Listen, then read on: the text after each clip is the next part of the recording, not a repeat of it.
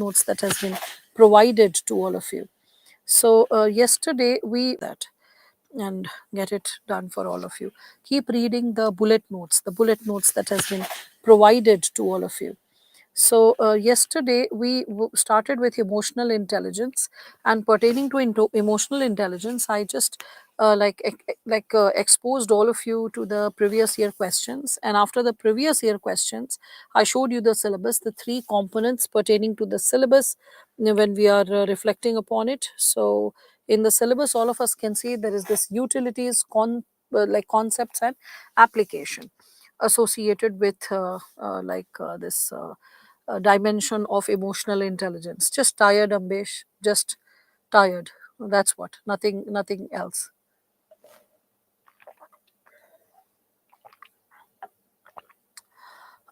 Okay, Hulam, not a problem. I'm just giving an overview, and I hope for your speedy recovery.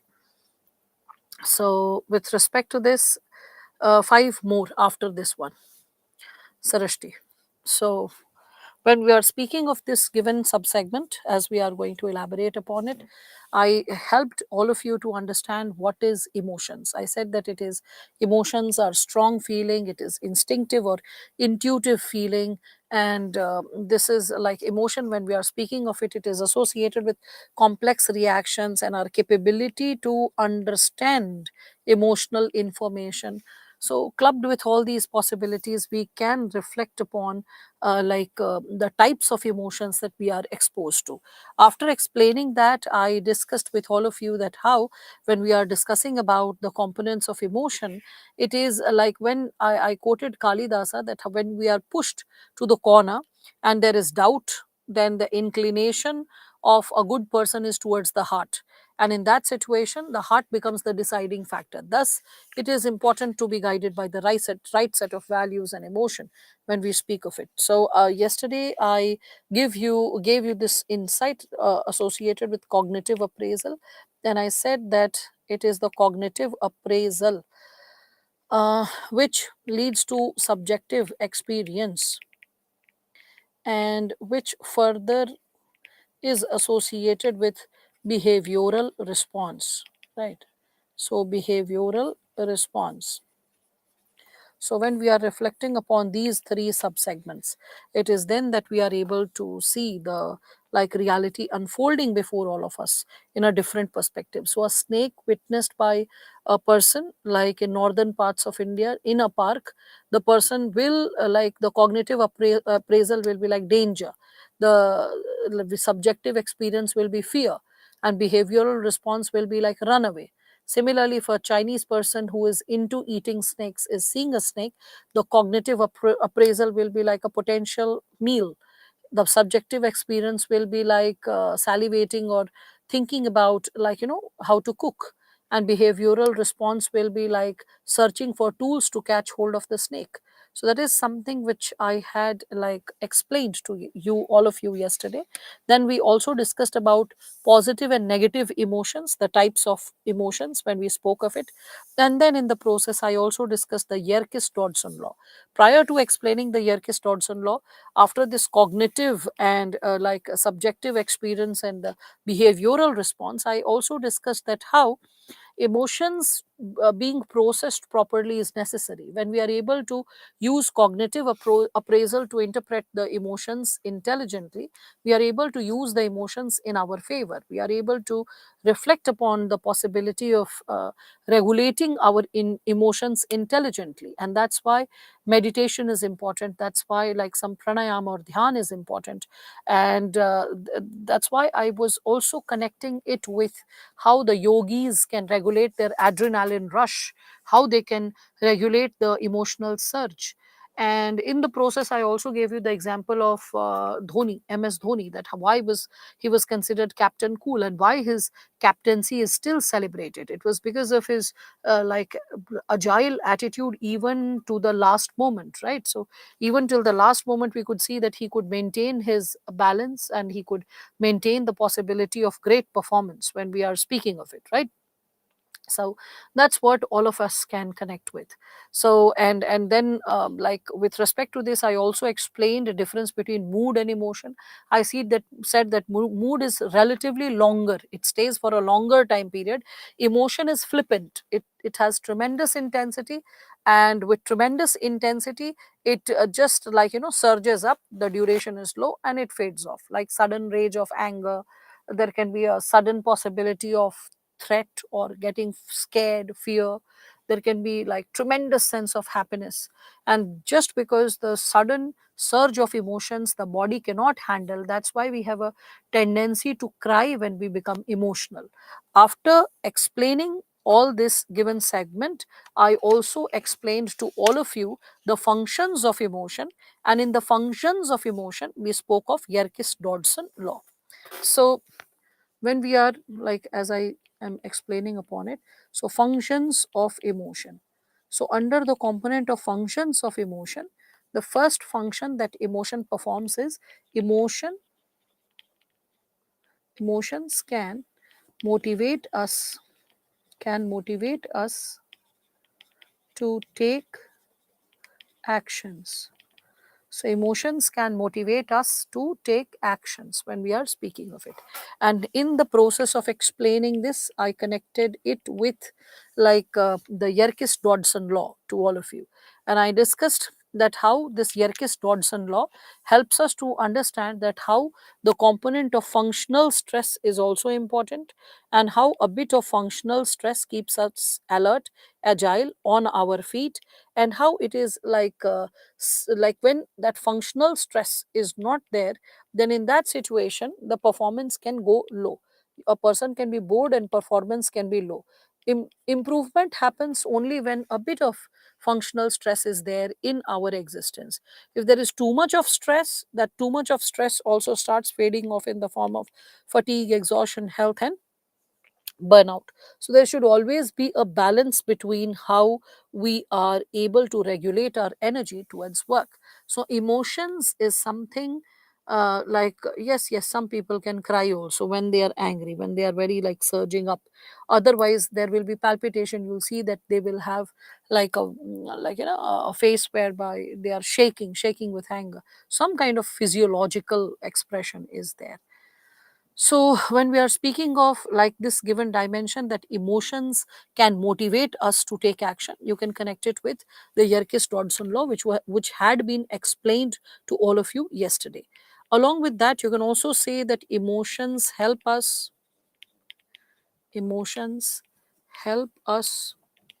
to thrive and survive, to thrive and survive, and avoid danger, avoid danger.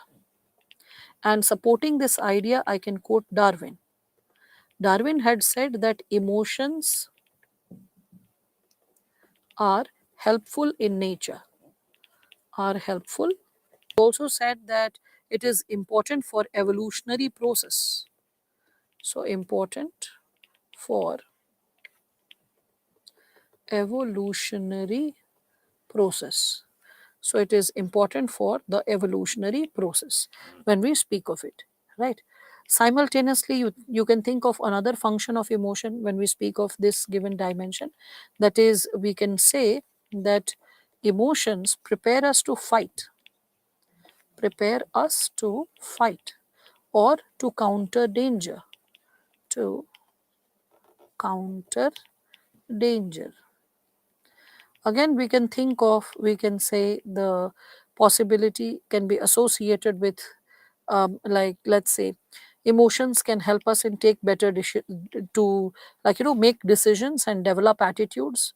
So emotions help us to take decisions and develop attitudes towards different things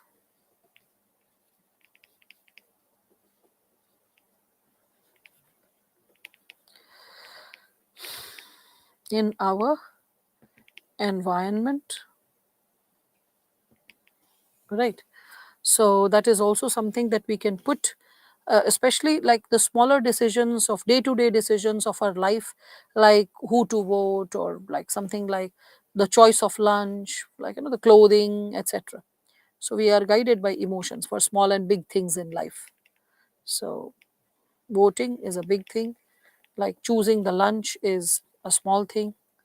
Also, we can see that emotions allow other people to understand us, other people to understand us. It's nature. I can't see what I have written in second point before comma. This is nature. Nature, nature, femina. So emotions allow other people to, we can say, um, understand us, understand us, and allow us to understand others. Allow us to understand others when we are speaking of this given dimension. Why the word nature is not visible? A lot of you are saying the word nature is not visible. It's written on the screen. I don't know. Okay, wait. Just let me know if I just write it again. Just see. Is it visible? Interesting. I mean, nature was written over here. How come it was not visible? Maybe some technical glitch, right? Maybe some technical glitch. So anything that I spoke in last 2 minutes, I just wrote it down. So I said, the second point I repeat, just let me know. I mean, imagine how will I know that it's not written when I have written it on the screen? So just let me know. I have written this thing that emotions help us to thrive and survive and avoid danger. And I quoted Darwin. I've written Darwin dash, and then I have written emotions are helpful in nature, important for evolutionary process. Full stop. Right? So it's interesting how this happened. So okay, and I got conscious. I was like, it's written also clearly. Why is it not visible to Femina? And thank God she noticed it, because if she had not hyphenated that, ma'am, it's not visible. So then, okay. Now, so when we are speaking about functions of intelligence, after functions of intelligence, I discussed about our disposition towards emotional intelligence. How before 1990, our understanding of emotional intelligence was not up to mark. We did not accept that, like a discipline like emotional intelligence is like should exist, because emotion was not given. Fourth and fifth line got erased. Priyanka.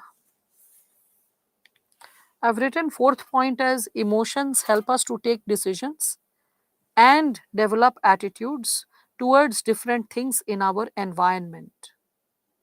Okay. So that's there. Don't worry, anyway, this PPT will go. It's visible, no? Yes. Thank you. Thank you, Ambesh and Sai.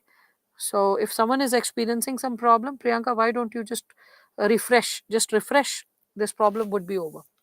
So traditional position, when we are speaking of this given dimension, pre 1990, so we see that emotions were not given like importance, and with respect to this traditional position, we can see that the emotions were largely absent from the world of academics.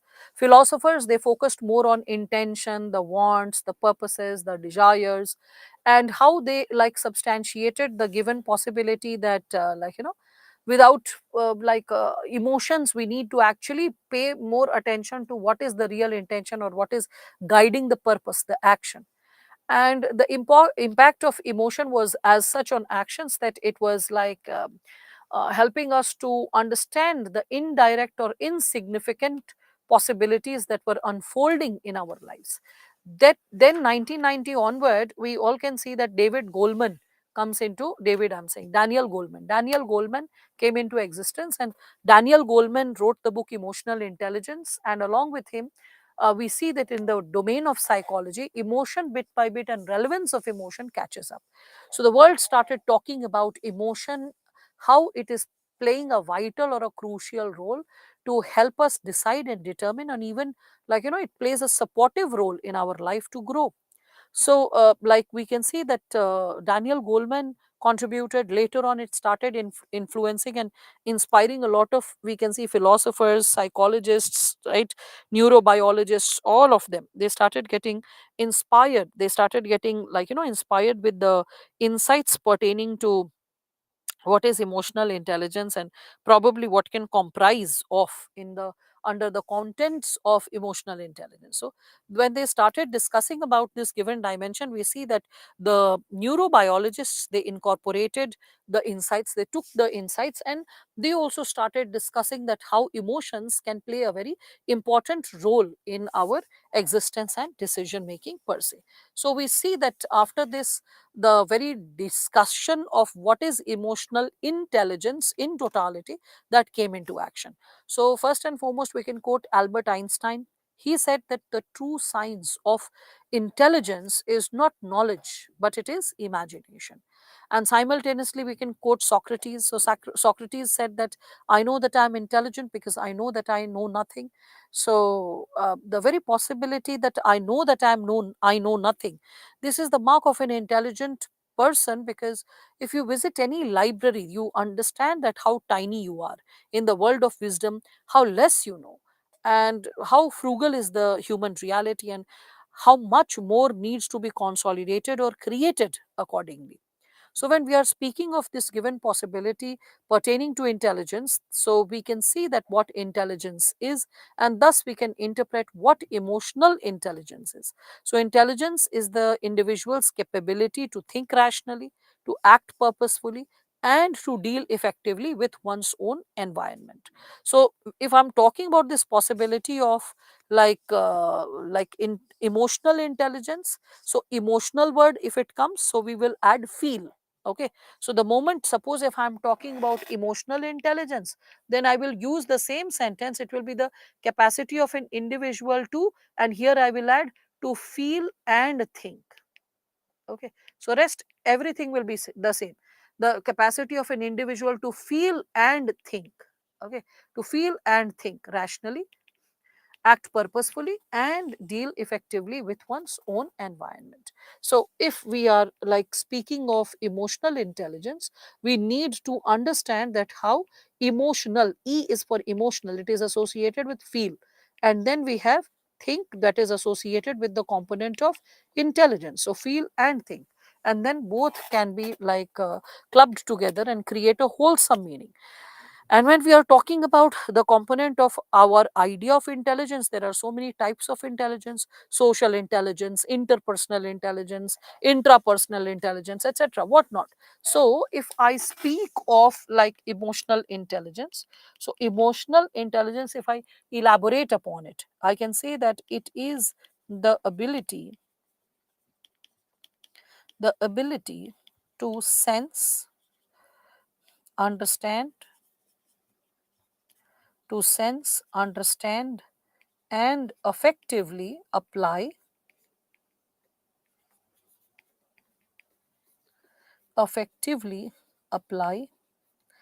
the power of the power of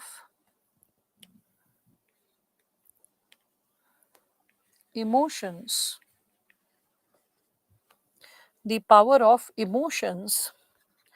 as a source of human energy,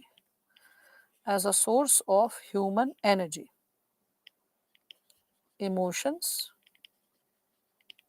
connection, and influence. Connections and influence. It is the way of recognizing, understanding,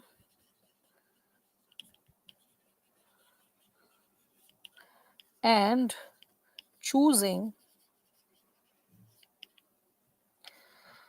how we think, how we think, feel, and act.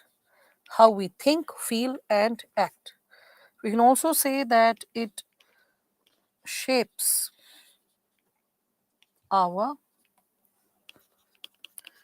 interactions. It shapes our interactions with others and our understanding of ourselves. Understanding of ourselves. It's like, in other words, I can say that it is intelligent handling, like, or we can say intelligently handling. So, intelligently handling our emotions for optimum results. Our emotions for optimum results. That's what we can connect with when we are speaking about the idea of emotional intelligence in greater detail. So, this is like the elaborate explanation of it, which all of you can use as you are substantiating the given dimension. All right. So, with respect to this, when we are further substantiating it, there is also the term you must have heard of EQ and IQ, emotional quotient and intelligence quotient. Quotient means how you measure, so how you measure the emotions and how you measure the intelligence. That's why in IQ you measure a person's intelligence. There are certain benchmarks. When a person qualifies for the specific tests and is evaluated, there are certain benchmarks that are qualified and certain number is given. So when we are speaking of this component of EQ and IQ, probably because when I further substantiate the terms, it should make sense to all of you. So probably I can just like connect this given component of EQ and IQ with all of you. So when we are talking about EQ and IQ, emotional quotient and like we can say intelligence quotient, in simple language we can say, because right now I'm simply explaining, not mentioning or writing anything on the board. Now, because that will make more sense when I'm talking about the components of emotional intelligence, then this diagram will make more sense. Right now, just a brief overview. That's what I'm giving. So when we are talking about IQ, IQ is measuring intelligence. When I speak of emotional quotient, it is like measuring how much like emotional intelligence we have. Okay. So when we are talking about IQ, IQ can be like we can say it is deciding our nature in terms of the facts, the knowledge we have gained from the past, the expertise, the technical expertise, the skills that we have gained from past. Whereas emotional quotient will be depending on the childhood experience we have had, the kind of parenting, or parents are not there, not alive, or the violence or lack of violence in which we have been grown up, the kind of confidence, courage, like all the other forms of emotions, how they have touched upon us and how they have shaped our personality. Again, through training, emotional quotient can be enhanced, it can be increased. For example, like Gandhiji is also talking about it in his autobiography. You're reading the autobiography, you are gaining some emotional intelligence, how to process our nature, how to overcome the vices that we may suffer from. So, emotional quotient, when we speak of it, is influenced from the very early childhood experiences, not just genetics, if we speak of it. And emotional intelligence or emotional quotient, we can see it is something which is coming out of great deal of, we can say, guidance, dedication, that we can improve upon it, we can grow upon it. And it also depends on one more thing: how open the learner is to learn, to grow, to improve his or her nature, his or her thought process. So it is not something which can be coerced from outside, it also has to be processed from within. A person has to be open from within to receive it. Okay. So that's there. Like I still remember when I was doing Vipassana in the year 2015. So while Vipassana is a, like Buddhist method of meditation, so when I went for the Vipassana camp in Dharamshala, it's free for all, it's open for all, free for all, just that you have to register and you have to live the life of a monk. You get just lunch to eat, a very light khichdi like breakfast, and a very evening snack is more like poha or murmura kind of a thing, and you don't get a very heavy breakfast, or you don't get dinner at all, and you have to live like that for 10 days, and no talking to anyone, no phones to be used, no books to be read, no conversation with the inmates who are staying there. So it's like based on the principle of living the life of a monk, completely dissociating and making inner conversation with yourself, and then silencing that conversation, like just seeing your emotions move like ripples, like waves, the chaos within, the conversation not ready to stop.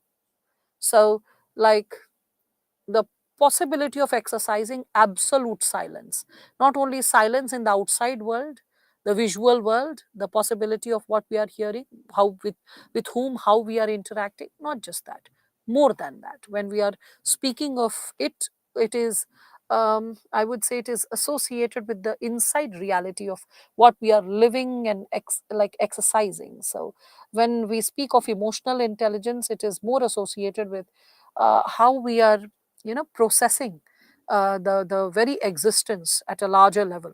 So in that, I remember they taught us a very interesting piece of information which Buddha had shared.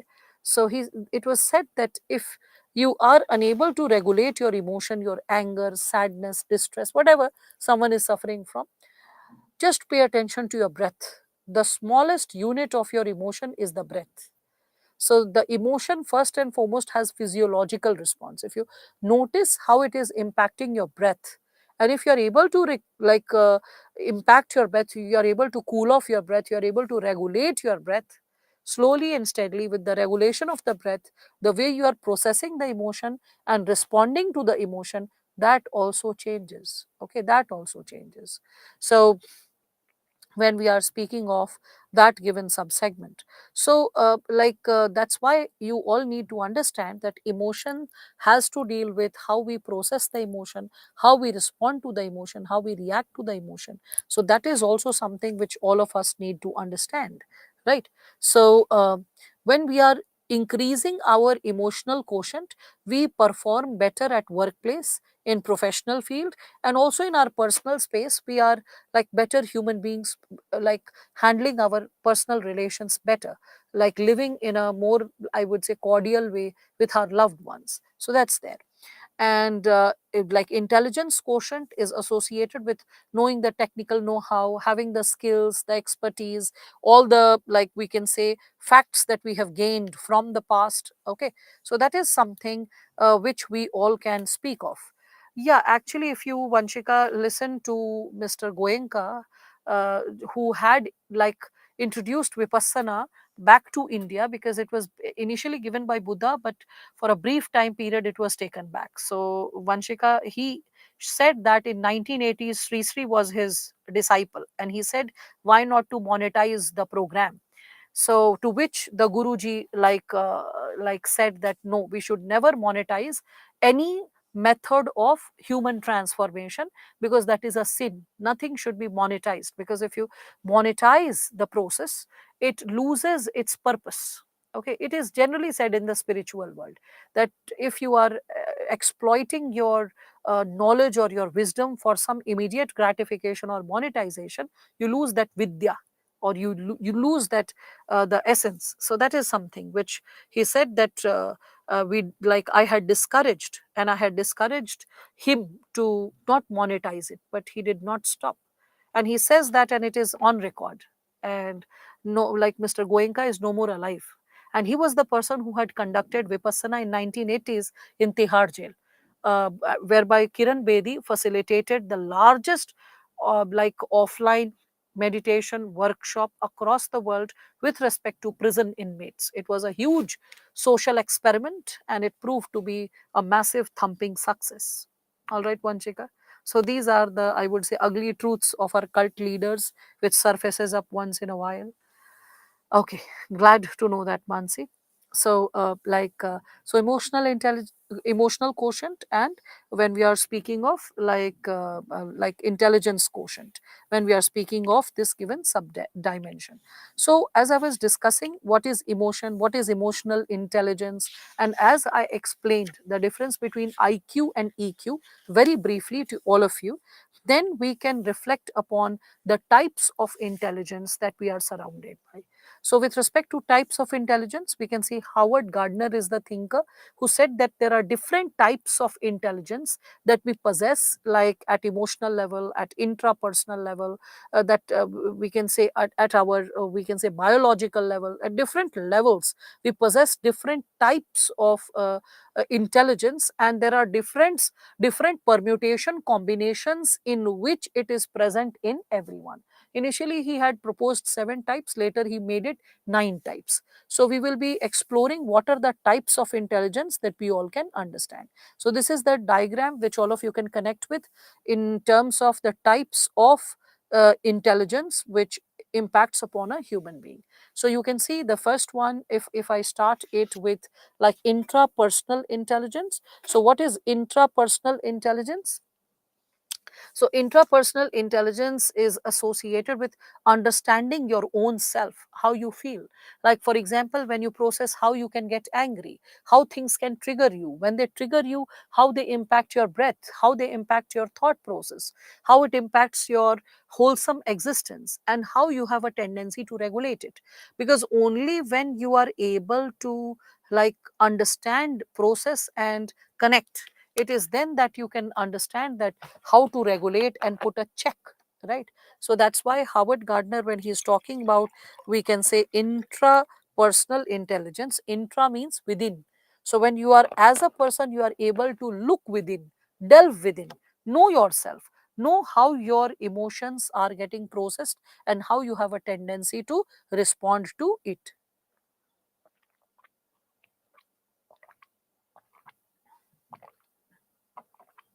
So that is something which we all can connect with. Okay, intrapersonal when we are talking about it. Similarly, when we are speaking of spatial intelligence, so under the subcomponent of spatial intelligence, we can associate it with how we are visualizing our world, how we are like noticing our world which is unfolding before all of us. So when we are talking about the spatial we can say intelligence, so under the component of spatial intelligence we can reflect upon what is unfolding before all of us in the like 3D world or in the 3D reality. We can think of that possibility. We can also like reflect upon the reality associated with, we can consider the segments associated with what is, we can say, unfolding before all of us in terms of how we can see the world, how we can see things like the shapes, the forms which are existing around us. That's why you can see that here is an image whereby a person is going for trekking or mountaineering. So how you are able to visualize the things which are around you, how you are able to see the things which are around you. So that's like the spatial intelligence. When you are like the spatial intelligence is also something which helps you to drive. When you are driving a vehicle, you are using spatial intelligence, how much your vehicle is going to take space, how to turn it, etc. So that's also associated with it. Then we can see this naturalistic intelligence. So what is naturalist? When you know how other living beings, living creatures are responding, like we can say the flora and the fauna, the animal world as well as the plant world. So when you are able to interpret the movement, the growth, okay. So like for example, every time I what is visualizing a 3D? I hope Shivaji you can understand that. I told you the way we are driving the vehicle, okay, or other than the way we are driving the vehicle, how we are climbing the mountain. So it's the 3D visualization which aids our movement, isn't it? So that's what is spatial. Naturalistic, when we are talking about it, it is associated with nature, our sense of understanding the nature. So I know that what I put in my plant that leads to its growth, how even talking to plants is helpful, generating positive emotions is helpful, right? So all that is associated with the segment of naturalist. The naturalist intelligence is your connectivity with nature, okay. So that's also there. Like for example, I still I don't know how correct it was. So maybe I had a dog in the past and raised it, so I have like some kind of understanding of dogs natures. So what happened was that a few days back I was going back home. So I got down from the metro and I was walking to my apartment, which is just next to the metro, barely, like, 100 meters away. So as I was walking down the street, so what happened was that two dogs were like fighting, and not like fiercely fighting. It was like kind of cool fight, but it was like they were fighting. So I saw that and I was passing by. I was like, why are you fighting, guys? Huh? So is that making any sense? Just like, just wow, wow, wow, wow, fighting like fools and like creating a disturbance. So they just calmed down. They looked at me surprised and they walked off. Okay, that let's fight somewhere else. So because after I walked few meters ahead, again after some time I started like hearing them fighting, but they just cooled off and they walked out of the scene. That okay, we are good boys. There's nothing to do with fighting. So it came as a surprise. Later, I thought, that what did I do? And why did I talk to random dogs as if they will understand my language? I have not trained them or brought them up. So I just thought of it. But it was something like the natural flow with which I used to converse with my dog, that it just happened with, like, those dogs also. Similarly, if like suppose I'm traveling and I have to leave my plants for 20 days, 25 days at a stretch, because sometimes if I'm taking ethics or certain portions, other portions of GSO, it the sessions can really grow long. So if I'm missing from Delhi for such a long time, though I have told my staff to water the plants, they can still shrivel, they can get affected by the change in the nature. So before leaving, I just talk to them for 2 3 minutes. That's it. I mean, like, take care of yourself, I'm going to travel. So just be resilient. Even if like sometimes water is not provided, it grows hot, because you just have to fight it fit. Okay, I'll come back and check all of you, that you all should be healthy. And I have seen that, like, the plants, they are healthy, they are strong, even in the face of too much of heat, and even the neighbors complaining that they are watering their plants and they are drying. But mine ones, they remain robust. So they are as probably sometimes tough as me. So that's also interesting, that given that possibility probably I can sense. So the plants can sense energy. It has been proved by Jagdish Chandra Bose also in the past. So, and as I was a child, I was reading about, like, there was a chapter in our book. So as I read that chapter, it had a profound impact. Also, my grandma was too much into plants and trees at home, like back at home when I was a kid.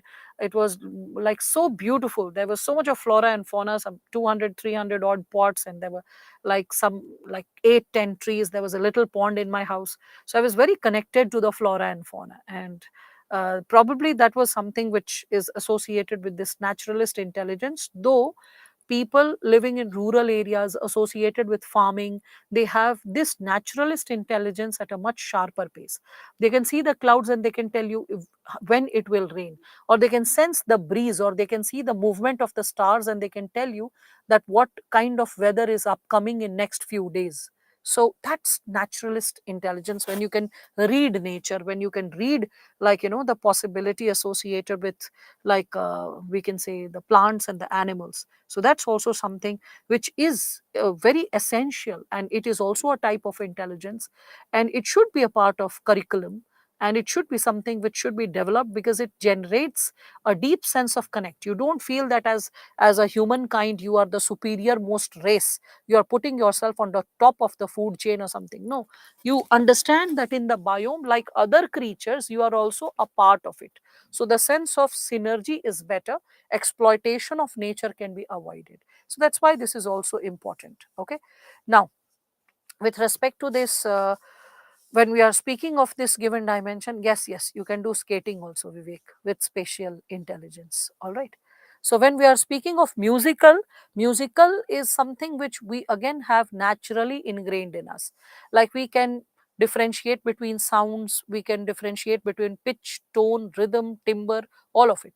So that's why, like, if you are little low on energy and you play some very nice soothing music of forest or birds or flowing water or something like that, it just relaxes you, it just calms you down, because there is the impact of vibration. That's why you can nowadays see people go for sound healing, whereby certain brass, we can say brass utensils are used in a specific manner, and certain moving of wood and energizing that specific utensils, and the kind of impact it has on our body in terms of the vibrations that it produces on our body, that is something that can be connected with the sound healing music impacting us. You can see that from opera singers to classical Hindustani singers and Carnatic singers, they are so pro, isn't it, with their ways of singing. But only a person who understands the difference and the challenge in creating a specific pitch, singing in a specific pitch or a tone or a rhythm or a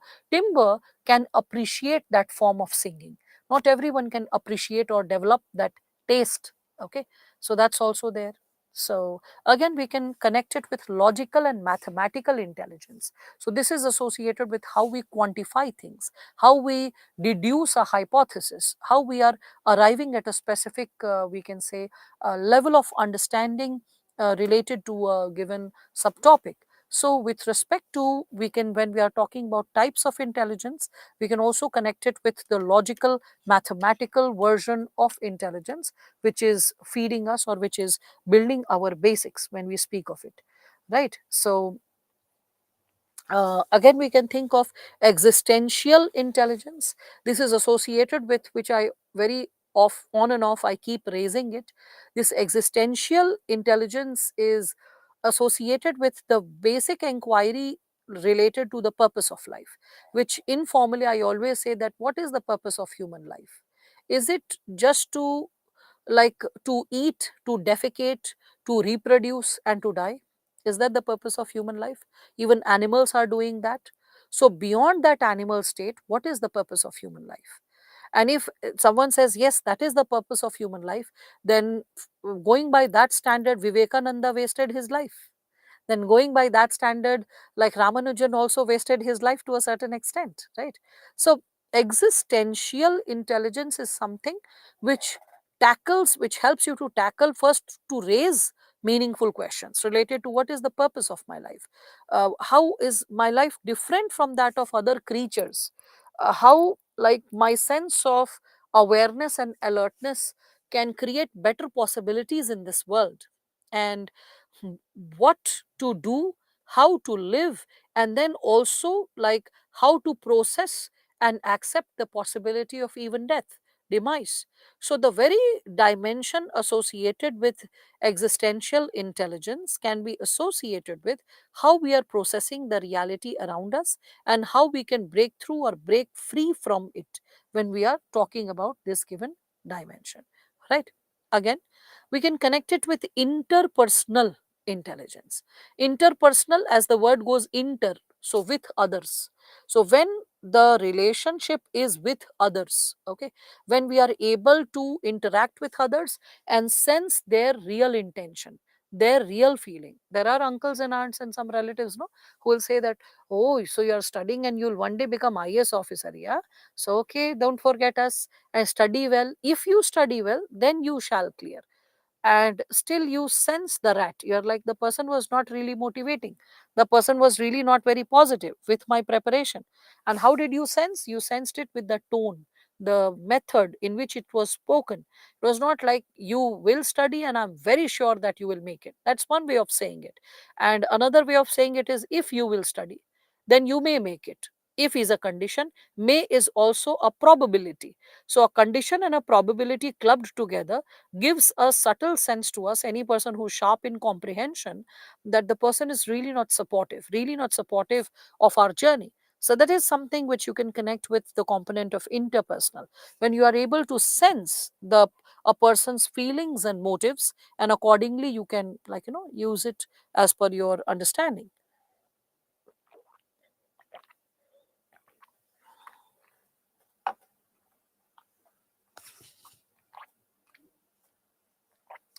No, when, Hardeep, we are speaking of movies, documentaries, biographies, books that are triggering your emotion.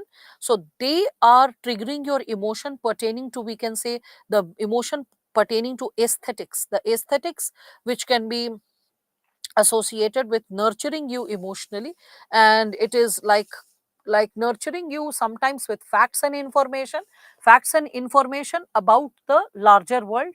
So some facts can be associated with nature, something can be associated with music, something can be associated with logic, something can be associated with your existence when you are talking about the books, because different chapters, different topics, so different possibilities of nurturing, isn't it?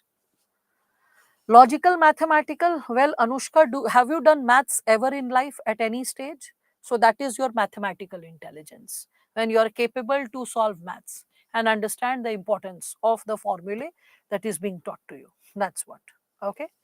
So we can also, why human beings have a tendency not to accept death, because human beings are not comfortable with transition, any kind of change. Any kind of change makes human beings uncomfortable. Though we adapt, but we are not very comfortable to move out of our comfort state of comfort. And that's not a state of comfort. There is unpredictability, there is uncertainty beyond death. So that's the reason. Okay. So yes, there is one more Anushka, and that is also there. So that is Anuishka. That's how it's written. So is it scientific fact that that when we play music closer to plants, it contributes to their longevity? Depends on the nature of music. Devansh, nature of music.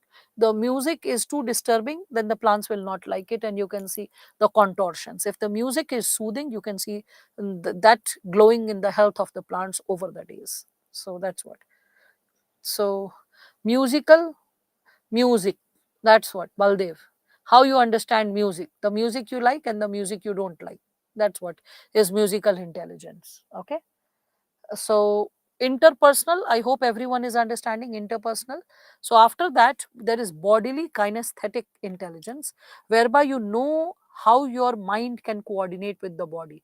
So people learning judo, karate, taekwondo, boxing, even running, balancing your body, that is associated with bodily kinesthetic like intelligence. When you know what is the stretch level of your body, how much your body can perform, what possibilities you can create with your body. Okay. What kind of breakthroughs you can create with your body. So that is bodily kinesthetic intelligence when we speak of it.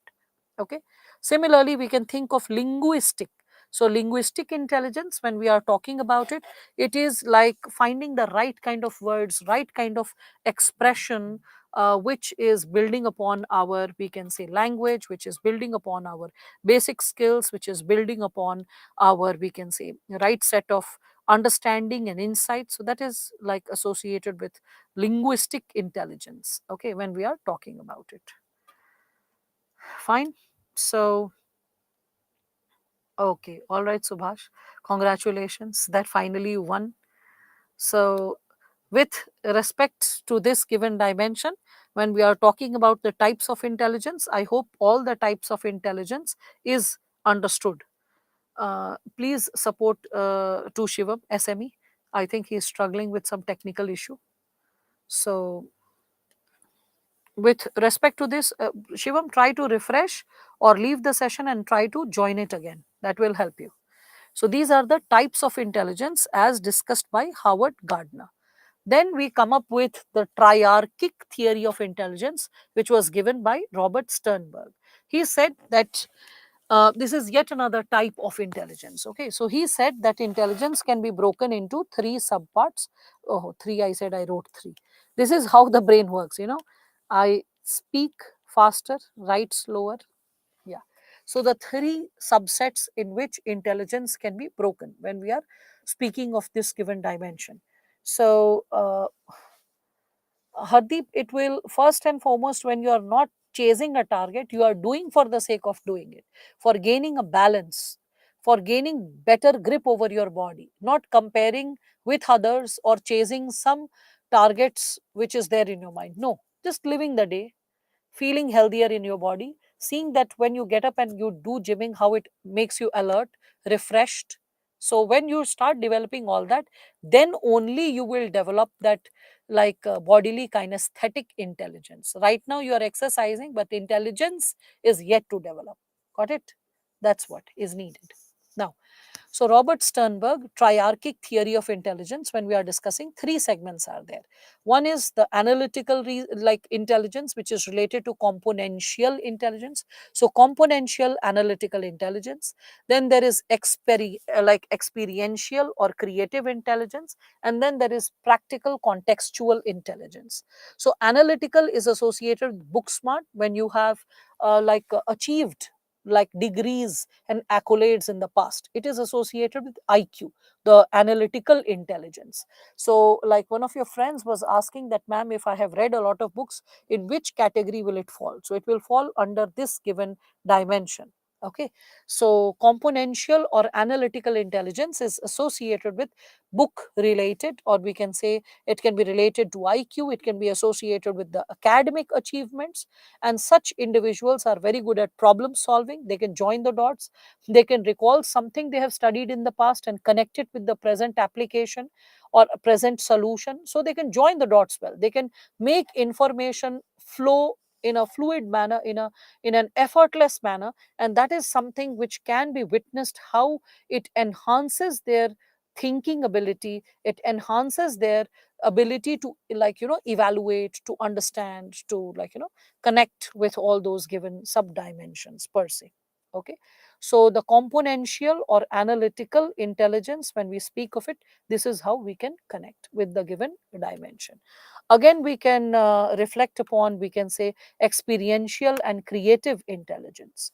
Under the sub segment, yes, this all this content is going to help you also in essay writing, which is associated with ethics big time. It will help you to first and foremost interpret the topics better, and once you can interpret it, you can just incorporate the insights better.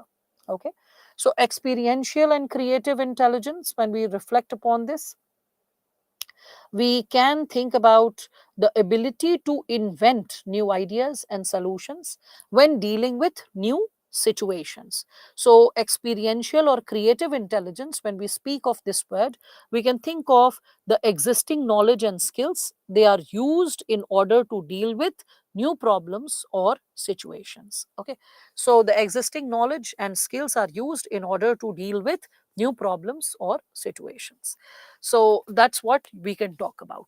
Again, with respect to practical and contextual intelligence, when we are discussing about it, so that can be associated with, we can say, street smart intelligence. So street smart intelligence, or the common sense, when we are discussing about it, so that is related to, we can say, the ability of an individual or the ability of a person to adapt to an environment, okay, to change according to the needs of the environment, and something that is best suited, okay, best suited as per the personal needs, okay, best suited with respect to how, to deal with the daily tasks, everyday tasks, in the best possible manner.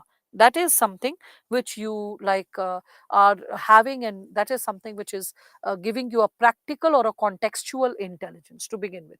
These are some dry areas. Memorize it, you will be able to deal with it. Okay, so whether it is Howard Gardner's type of intelligence, or it is Robert Sternberg's triarchic theory of intelligence, just like memorize it, note it down, memorize it, or just draw diagrams, memorize it, it will be done. This is something dry area, I don't think so. Such a simple question will be asked, discuss the types of intelligence, but there are some theoretical areas that once in a while they tend to ask, and what kind of intelligence is required for a civil servant, and how, something like that. So you should be able to use the wisdom accordingly. Now, the most important area, the emotional and social intelligence model, which is also called the framework of emotional intelligence, or framework of emotional intelligence, or it can also be called components of emotional intelligence, right? So we all can connect with this given dimension. Maya, what you are asking is a management related issue, beta. I am also employed to teach. If you are asking, tell your faculty who is my faculty. I am the faculty. You are suffering from an issue of management, please reach out to the management. All right. So ma'am, can a person possess all 9 types of intelligence? No. A person, Sudipto, cannot possess at equal levels all types of intelligence. That's pretty rare. There can be different permutations, combinations. Like someone can have like very amazing bodily kinesthetic intelligence, but other kind of intelligence may be little snubbed. Someone can possess very amazing musical intelligence, and other kind of intelligence can be like suppressed, or some 3 4 combinations can be more, we can say, polished and sharpened, and other 2 3 can be little suppressed. So that's how, Sudipto, the component of intelligence exists in us. We will be discussing about it, Sarashti, as we are talking about components of emotional intelligence. All right. So Maya, reach out to the management and just like ask whatever is your query over there. Okay. I hope it gets solved, and it should get solved. So in my opinion, our education system should adopt this model. Yes, so very true. So we will be reflecting upon this model. So when we are speaking of it, we need to combine. We need to combine this diagram with yet another diagram which is given over here. So this one, sorry, this one. So this diagram is same. This one is exactly same as per this diagram. It's just that few terms were given extra here and few terms were given extra over there. So when we are talking about the like, or suppose you also get a question like this, that increase, how can we increase our emotional intelligence? If you get a question like this also, there also you can use this like diagram and explain. A direct question like what are the components of emotional intelligence, then you can discuss that also. How to work upon our emotional intelligence, talk about this diagram. So there are 5 segments which we all can connect with, right? So with respect to the 5 segments, we can see the first one is self awareness, then comes self management. There is a third component over here in between, that is motivation. After motivation, then we can think of social awareness, and then fifth is relation management.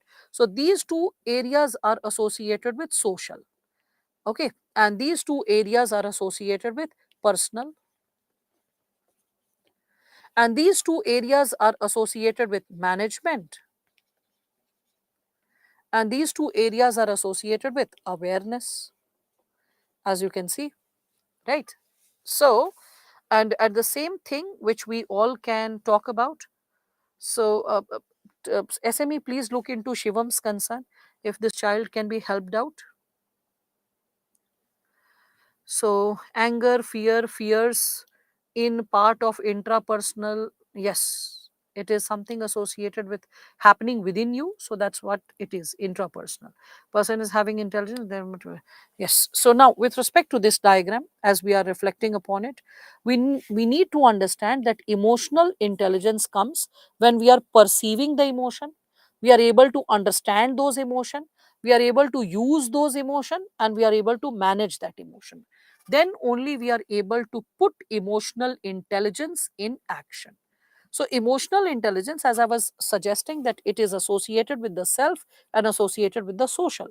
And with the self or social, there is a component of recognition or awareness, and the management component is related to regulation. So when you are making the diagram, you can use the border areas of this one, whereby recognition and regulation, self and social is used. Okay.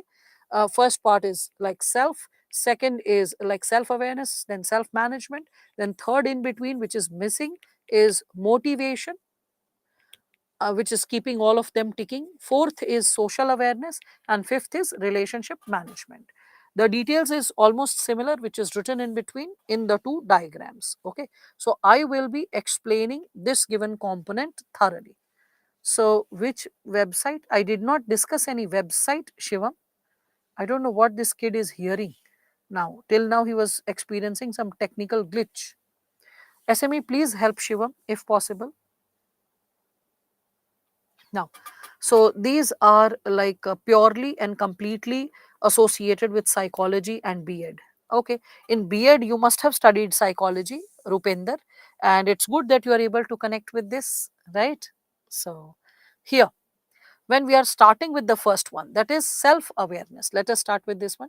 So self awareness is associated with what? So self awareness is associated with knowing oneself, like emotional awareness of oneself, okay, knowing thyself, or emotional awareness of oneself, which can also be seen over here as emotional self awareness, accurate self assessment, self confidence, right? So then we are able to generate self awareness, right? These are the methods of generating self awareness. When we are able to understand our emotion, what we are going through, why we are going through, how we will be able to deal with it, in what way we will be able to control it, regulate it, okay. So many people say that they never feel angry, so that they lack self awareness. Those who say that we never ever feel angry, so the segment is that like they are not aware of oneself. Why? Because if someone like a, let's say, murderer has come, someone who is a serial killer has come, someone who is a serial rapist who has come, and still if you don't feel angered seeing the person, if there is injustice happening in the society in front of you, someone is beating up a poor and helpless person, man or woman, and you're not feeling angry, I mean, the method to modulate the anger, the method to regulate the anger, the method to address the situation is different. But if there is not an arousal of irritation and anger, that means you are not aware of your own self, because a person of self awareness does know, is aware that, like, what is the person experiencing. The person is aware of one's emotional side and knows, because the first step to emotional intelligence is recognizing the emotion. So if you don't recognize the emotion, then how will you create a breakthrough when we speak of it? Okay. So ignoring an emotion or becoming stubborn or adamant that I do not possess this emotion is not the solution. We are human beings, we will be laden with regular general emotions. The smartness is how to modify it, how to regulate it in our favor. Okay. So that is something which we all can speak of. So we can first and foremost, as we start with the very first one, so we can talk about self awareness, and like we can say, so self awareness, when we are discussing it, it can be connected with our emotional awareness and self confidence. So emotional awareness and self confidence,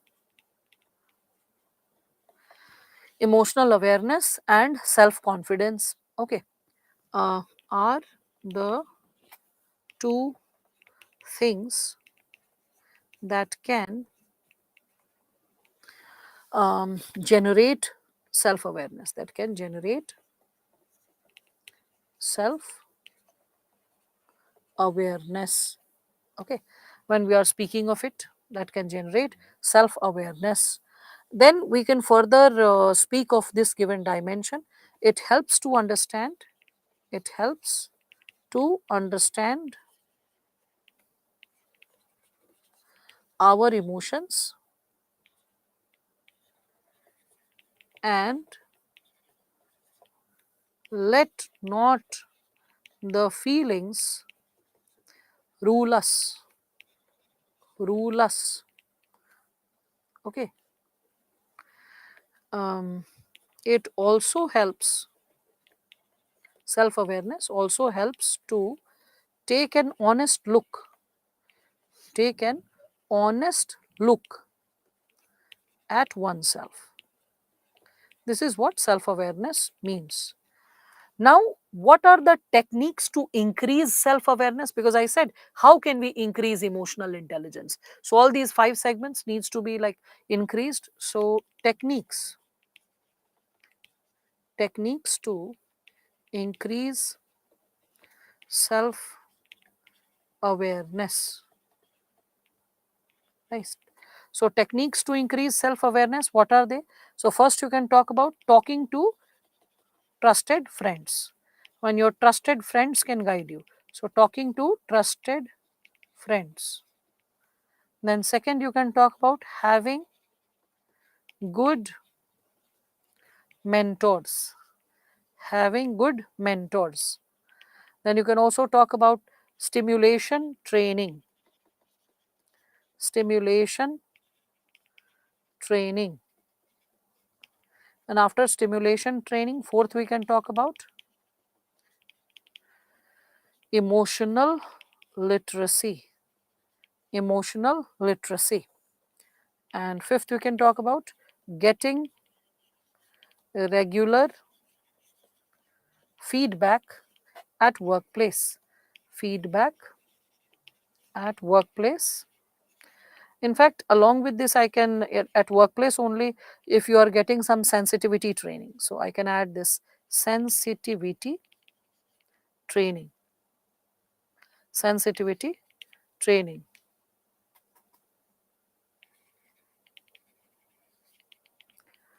Means, Saurav, why are you so surprised? How is it possible? I don't know about this mention system. I have not written mention system anywhere. So, what is the question? I cannot understand it. Gautam Buddha was very calm in front of Angulimal. His anger was absent. Yes, so very true. His anger was absent because he was experiencing compassion, because he was experiencing a man who was so helpless, so lost, living all by himself in forest, no one ready to listen to him or trust him or give him a chance for self reformation. That is the mark of a sage. You are able to see, you are able to see through the helplessness of a person irrespective of who the person is, and you are able to see the scope of reformation in everyone. That's why when Buddha was asked, when Anand died, that his one of his disciples said that, sir, you are the enlightened one. You are able to see things like far beyond us and realize the larger reality of existence. So don't you ever feel sad like Anand, your favorite disciple, best disciple, has died. To which Buddha said that we are not, till the time we are in this human body, we are not free from human emotions. Human emotions shall come, but we need to observe it, just pass by like a, like we can say, breeze of air. We don't need to let it stay. It's like, don't start serving tea to your emotions. It is then that they can cause damage. They are happening, you can see, I felt like this happened, let it pass, don't entertain that emotion. Anyway, that's not what Buddha said. So Buddha said that emotions shall come, that is how you experience the emotion, but um, any time you experience a specific emotion, you see the larger picture, the purpose of the emotion, and see its impact on your breath. If it is impacting your breath, it is impacting your quality of life right now. If you feel it has no relevance in the larger picture, then, and you understand the futility of this, that emotion, let it pass. Let it pass as you breathe easy, and it shall start, like, decreasing in its impact on your thought and on your body. And as it decreases its impact on your thought and body, you shall free yourself from the emotion. Okay, so that's what, when we are speaking of that given question which you asked, Vishal. All right. So now, having talk with trusted friends, all of you can understand, good mentors, that's why the role of guru is very important. Stimulation training is like appearing for multiple test series, appearing for test series before mains, so that you train yourself to handle the palpitation and stress before mains, the sweaty palms, the nervousness after seeing the question paper. You are able to train yourself accordingly for it. Okay. Similarly, when we are talking about this emotional literacy, so emotional literacy is understanding and identifying what are good and bad emotions. So, understanding and identifying, we can say, good and bad emotions. Okay. And similarly, getting feedback at workplace, sensitivity training, so by which you can understand through an unstructured meeting, sitting in the office, or creating a hot seat like thing, and the hot seat passing to every member, and everyone is able to honestly talk about their emotion, what they felt for each other, and what kind of breakthroughs they need. and then misconceptions can be cleared. You can encourage others to speak of about their attitude and how the reformation is attitude in the attitude is possible. Okay, you can also use psychological therapies, psychological therapies and tests. So tests and therapies that can also help an individual to overcome any kind of delimitation pertaining to self awareness. All right. So, techniques to strengthen self awareness. I hope all of you are understanding it. Then comes the second subcomponent, that is self management. With respect to self management, when we are talking about it, so self management, as you all can see, it is when we are reflecting upon the same. So, self management is associated with a positive outlook, achievement oriented outlook, ability, and adaptability, emotional self control, being resilient, capable to manage stress, like all the good things which are required for a leader, that has been like pushed over here. And as you are able to see more words related to it, it's given here also. So, self control, transparency, adaptability, achievement drive, initiative, all these are components associated with self management. Now I think that there is a lot of segment pertaining to self management when we are speaking of components associated with self management. So the components of self management are there.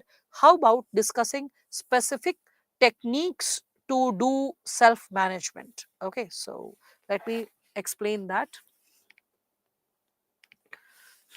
Techniques for self management, right? So techniques for self management under the component of techniques of bad emotion, anger, jealousy, hatred, all these are bad emotion, Hardeep.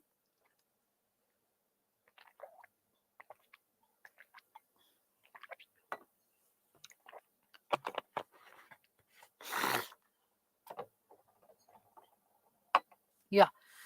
So with respect to self management, you can talk about first and foremost what I did, drinking water, because water douses the heat. Anytime you're angry, sad, jealous, think of the situation and your body gets heated up, and the heat is directing the adrenaline rush.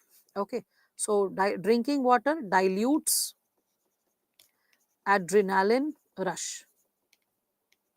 So whether a person is crying and sad or angry, we offer water, that please have a glass of water. That's the logic. Again, doing favorite things, doing favorite things, in other words, engaging the senses. And when I say engaging the senses, we all can connect it with like listening to some devotional songs or songs that make us happy. We can get into laughter therapy. We can think of maybe something associated with reverse counting, all these things which can help us calm down. We can also connect it with sports and gym. So, sports, gym, you will see the people who are regularly into gymming and sports, they are very calm people, like having a very bulky muscular body, but like the attitude of a lamb, cool, very cool people. So people, whether they are into like doing kushti, pehlwani, or they are into exercising, you'll see there are very people with very cool temperament, because all the heat has been burnt. So that's why the temperament becomes cool and humble, right? So that's also you can connect with. Again, you can associate it with yoga, meditation, breath exercise. So breathing exercises. So that's what. You can also connect it with innovation, when you are open to new ideas, open to new ideas, maintaining standards of integrity and honesty. So maintaining standards of integrity and honesty. right? Taking responsibility of one's own performance, so that will save you from jealousy. So taking responsibility of one's own performance, okay, and that is anger, jealousy, all of it you can think, right? So adaptability, you can think of it, so capability to handle change with flexibility, that is something which you can talk of. So all these given sub dimensions can be put to order over here. Then we can speak of motivation. Under the sub dimension of motivation, you can think of, like, let's say, why to reduce our anger or emotional control. Okay, so that is something, that is motivation is made up of. First is achievement drive,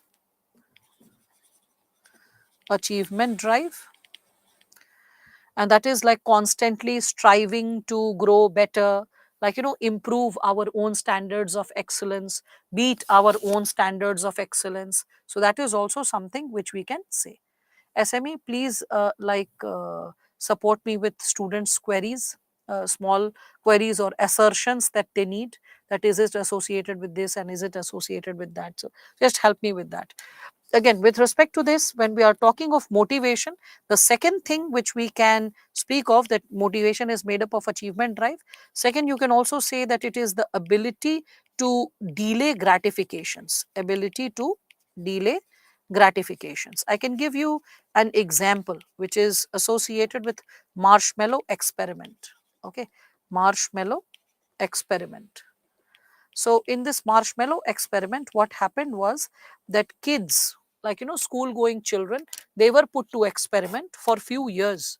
So what was done was that in a classroom, the teacher said to little kids that I'm going to distribute marshmallows.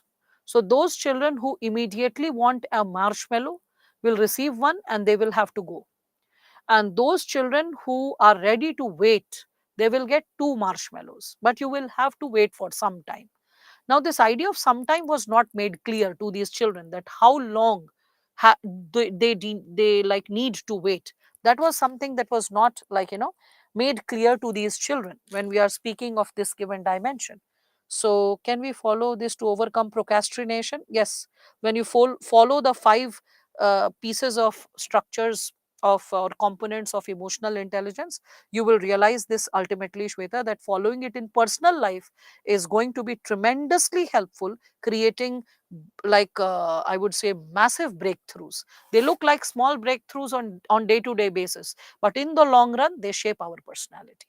Okay, so when we are speaking of this given dimension of, we can talk about this given segment, how to exercise point 7 of self management. When it is with respect to our beloved ones, you take responsibility when you are going wrong.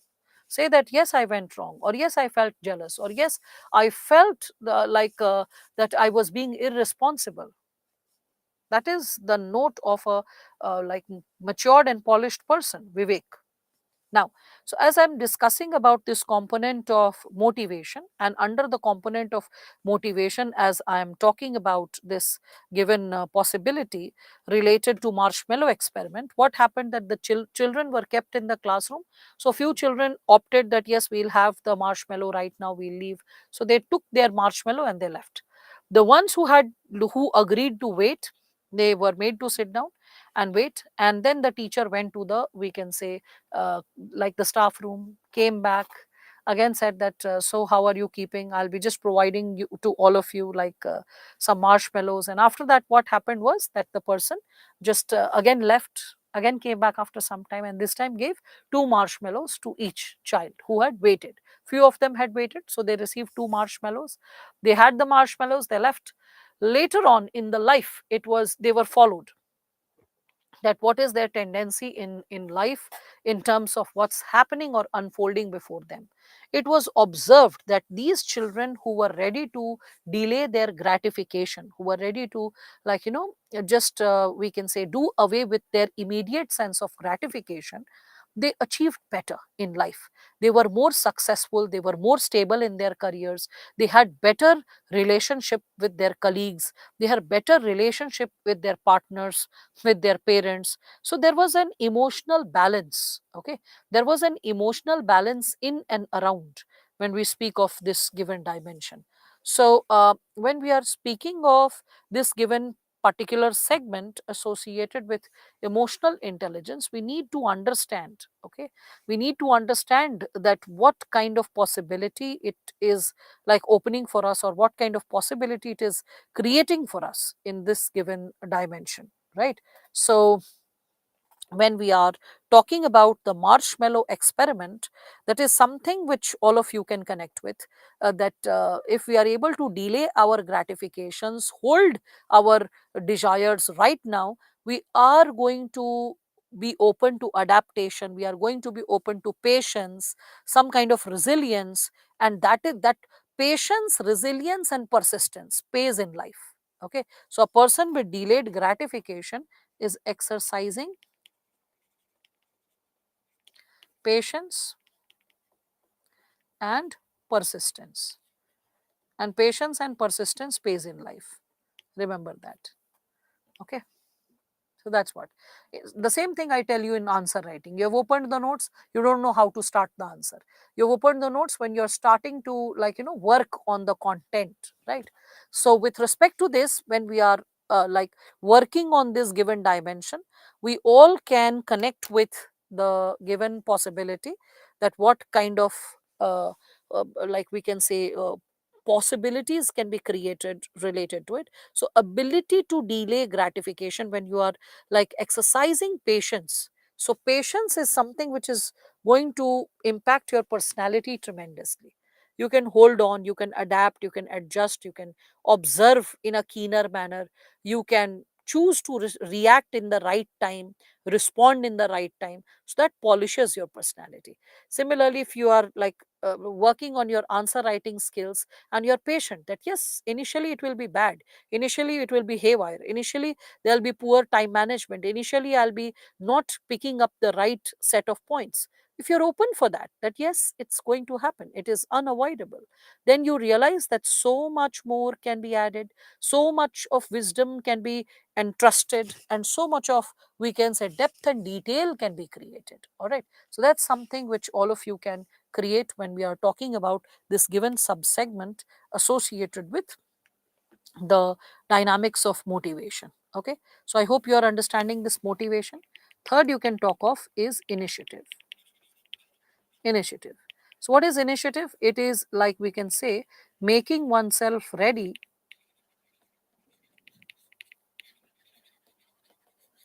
to act upon opportunities, to act upon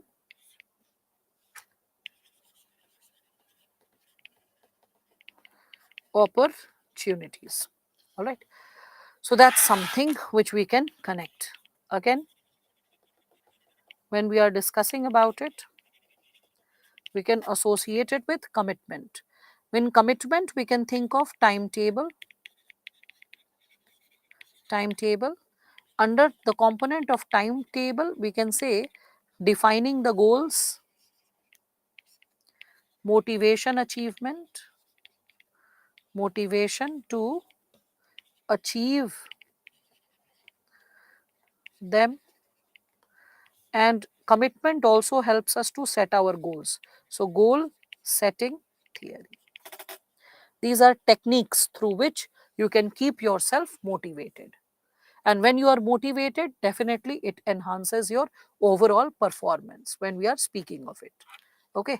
So how many marks are sufficient in 15 marker question? Neha, when highest you can see students are getting like in 135, 140, that means you can target for 60%. On a high side 70%, but that's little rare. But on an average, you can target 60, 65% marks in the answer, right? Also, you can think of defining your role models. Defining your role models. So, when you are able to identify your role models, that segment also can strengthen the possibility of your motivation quotient. That what is the motivation, right? So I hope you are understanding motivation, how to bring in motivation. So delaying gratification, capability to take initiative, committing to your goals, setting your goals, having a timetable for it, and also knowing your role models. Like when you don't know your correct role models, that can also create a problem. So just few days back, when I was taking one of the batches, it was just a fresher batch. So it was barely a month old and a fresher batch. So as I was introduced to them, I just asked that who is your role model? Because identification of the role model gives you an idea what the child is motivated by. So one of them said Ashneer Grover. So I banged my head. I was like, what? Ashneer Grover? So I was like, if Ashneer Grover is your motivation, then I can assure you that this is not the best suited job for you. This is not something that you should prepare for when we are speaking of it. So, like, you have to be very clear of this given possibility that, you, like, because someone who is hardcore capitalist, related to capitalism, related to profiteering, money making, self centered, and civil services is about serving people. The prime motive of the life should be to serve people, not to make money, not to do business. This job is based on sacrifice. It is like you're sacrificing your comfort, your well-being, like your sometimes your personal life, your, like, comfort of your relations, and you're prioritizing national interest at all times. Okay, people's interest at all times, people welfare and social justice at all times. So quoting a wrong role model is also going to impact the motivation, because as you get into the services, or if you get close to getting into the services, you will get frustrated that, oh my god, in the services I'm not going to get a salary where I can wear like high end brand clothes and carry high end brand products. So that was going to generate a lot of dissatisfaction. So that's something which you can connect with it. So yeah, a few days back I had shared this example, so you can think of it. Identifying the right kind of, we can say, motivation, like a role model, is also essential. Again, the fourth subsegment, that is associated with social awareness. So this dimension of social awareness, as all of you can see, is associated with being mindful of your environment, exercising empathy at all times, having organizational awareness. What is your organization capable of, and what things are needed for the organization, for the growth and betterment of organization. So being aware, mindful, empathetic, and organizational, possibilities needs to be taken care of. So empathy, organizational awareness, service orientation. So empathy will bring that service orientation. So with social awareness, when we are discussing about social awareness, what are the techniques which we can think of? Okay, techniques of social awareness. Is green fine, or should I change it back to yellow? Is green fine? Can't I say that I don't have any role model per se because I don't believe in idolizing? Okay, fine. Yeah, I mean, like, that's also possible. One of my seniors, one of my, thank you, Vivek. Awesome, green. All right. So, when we are speaking of this, one of my seniors once said that you can listen to X. There was a person, so having an online video, so he said that you can listen to X is really, that speech is really good. You don't need to follow the individual, but you can always get inspired by the idea, and that's so true. Okay, so that's what I would say. Anyway, so techniques of social awareness can happen by role playing, when you are putting yourself in others shoes. That's called role playing. So that will generate empathy. So suppose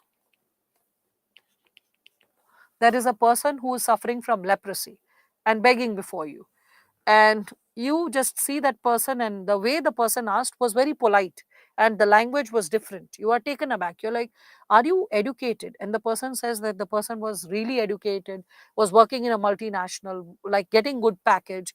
Then parents had died, the siblings occupied the property, the wife left because the person got infected with leprosy, and it is highly communicable disease, and no company was ready to hire this person because it's a communicable disease. So the person was left with nothing, no property, no human relation, and the person like converted or was left with nothing other than becoming a beggar. And when you are listening to that person, you're like, oh my god, this could have happened to anyone. So, and the person feels that even I don't have my parents, and like, let's say there are, like in the society, who knows if my siblings would have done that, and who knows what all would have unfolded for me. So when you are into that role playing mode, when you are putting yourself in another person's shoes, you can understand and connect with what is happening in the society and what kind of intervention is needed to bring about change, to bring about support in the social system. Okay, another thing which you can exercise is forgiveness. For social awareness, forgiveness, because forgiveness also helps in healing. Okay, another segment which you can think of is listening to others instead of controlling and commanding, instead of controlling, criticizing, or judging them, or judging them. And then fourth is meeting culturally diverse people, meeting culturally diverse people, because when you meet culturally diverse people, your sense of tolerance, empathy, compassion, love increases. So meeting culturally diverse people, that despite differences you learn how to appreciate human beings. So that is something which you can connect with social awareness. Then the last subsegment is relationship management. And as you can see, this dimension of relationship management is associated with inspirational leadership, developing others, creating a positive influence, change the catalyst, conflict management, building bonds, teamwork and collaboration. And you can see this similar segment is reflected here in relationship management over here. So, inspirational leadership, teamwork, coaching, mentoring, influence, conflict management, right? So, when we are talking about this subsegment of relationship management, which is social regulation, then what are the techniques which can help us to understand? So, techniques for relationship management, techniques for relationship management. So, under the component of techniques for relationship management, first you can talk about is power with rather than power over others. So, power with rather than power over others. So, power with and power over. In power with, you are standing along with people.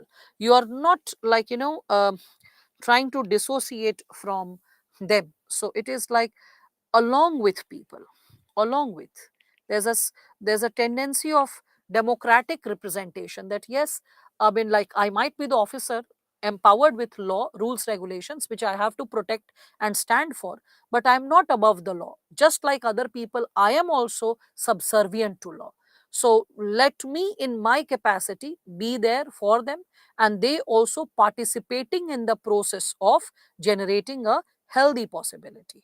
Okay, so power with rather than, there's a gap after than, uh, has to be, isn't it, Anurag? I've written power with rather than power over others. Okay, so power with, when you are, we can say, when power is along with others, and power over others when you are trying to be coercive, dictatorial. Okay, when you are trying to just regulate people. Okay, you refreshed and it's fine, great. Now, let us have two contrasts, Vivek. Okay. So, then you can also exercise unconditional regard for people. So, unconditional regard for people. Why are you respecting them?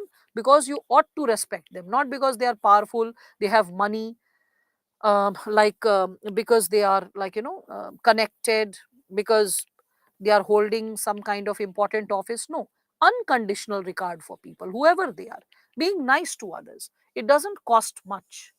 My grandfather was an officer. I mean, uh, like when I was a kid, he had retired. But one thing which he taught me, that whenever you are in a position of power, irrespective of what position it is, be very nice to the lower staff. It is they who get all the grassroots work done, and it is they that when they stand for you against all odds, even when things are not conducive, or maybe there is a calamity, emergency, natural or man made, anything, it is your team that is going to solve. So, if they respect you and there is a deep sense of love and regard, things can get solved. So, he was like, maybe if your boss is coming, respect a lot, give the chair, but if you are gifting your boss, you can give a moderate gift, chalega. But if it is your staff, try to gift lavishly, give the person nicely, because generally we gift cheaper things to the staff and expensive and good quality things to the rich people or the people who are affluent. We try to give as per people's position, but the kind of value that will be generated when you gift good things to your staff, the kind of, I would say, love and faith that would be generated, that is unparalleled, because they also deserve good gifts. They are nice people, and they are the people who are going to stand for you through your thick and thin. So that's what you have to work upon, this given dimension. Stoicism has beautiful reflections and quotations, Mrityunjay. Like, that's why it is so much favored in the world of management and psychology. So good, you can just connect with this. Again, you can also think of the third component, that is respect people, especially who are below your rank. So respect people, especially the vulnerable sections.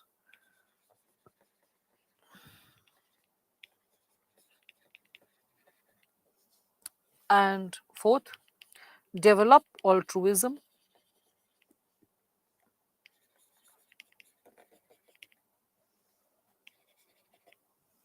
So develop altruism and team building capabilities. Team building capabilities. That's what you need to work on.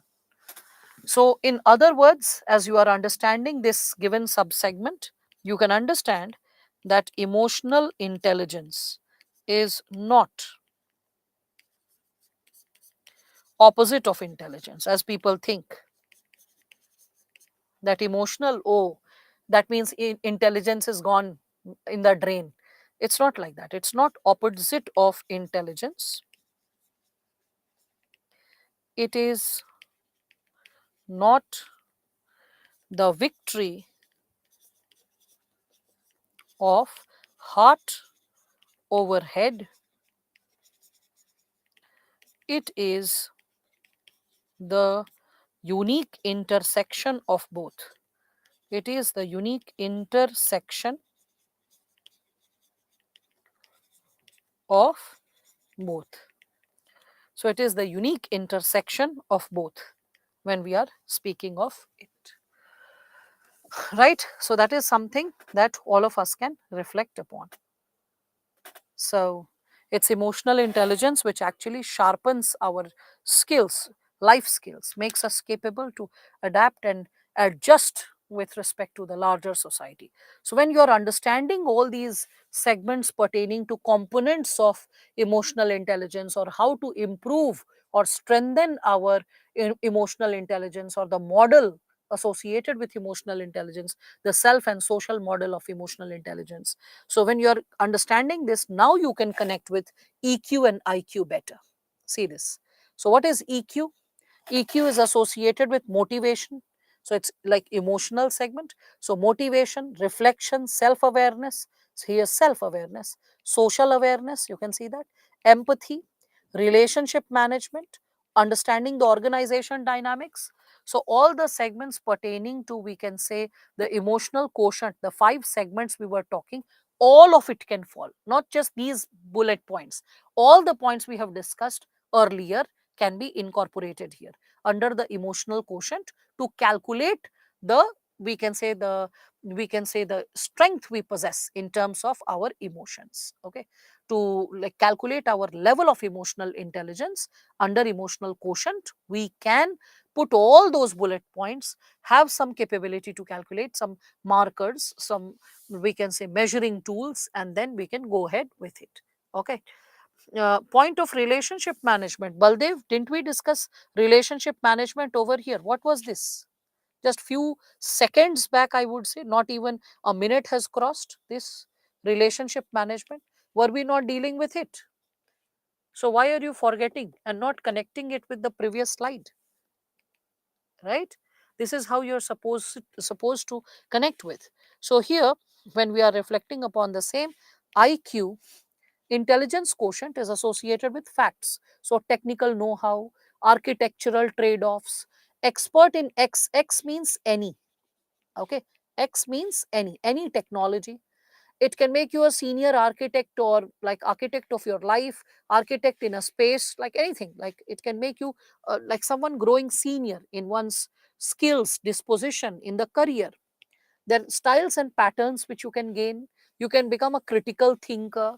So facts, factual dimensions, intelligence related dimensions, intellectual dimensions, pertaining to skills, pertaining to the, we can say, achievement you have gained from the past, academic insights you have gained from the past, all of it clubbed together creates the subsegment related to intellectual quotient when we are discussing about it, right?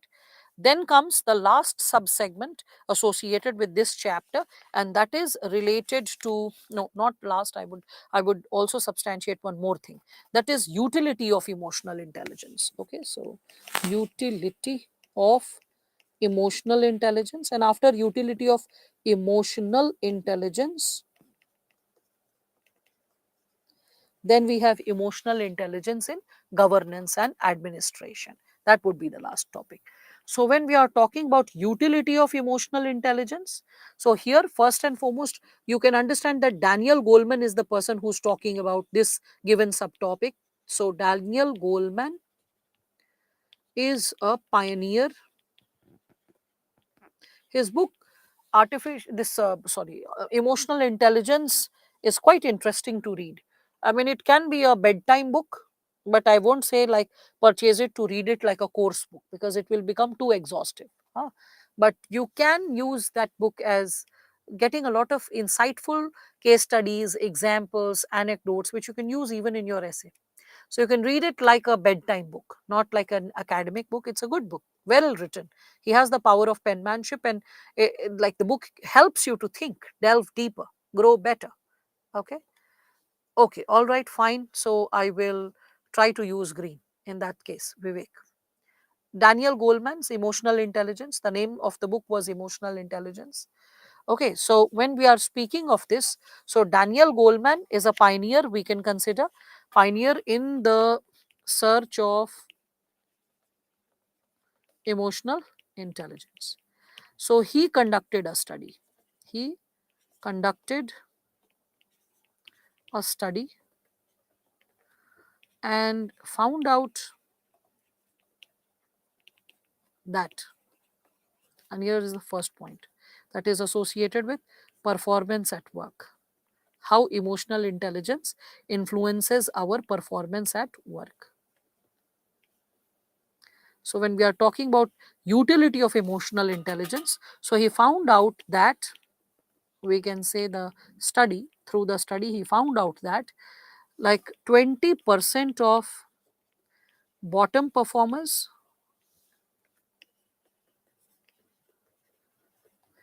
had very high emotional intelligence. At the same time, he found out that, we can say, 80% of top performers also had very high emotional intelligence. So what do we conclude? So it is the single largest predicator of performance at workplace, but it is not the only, we can say, predicator, because 20% of the bottommost also had high emotional intelligence, but the skill sets were missing, the technical know-how was missing. So the combination of the two actually enhances your performance. But beyond doubt, in senior leadership, emotional intelligence is something that keeps you afloat, that keeps you going.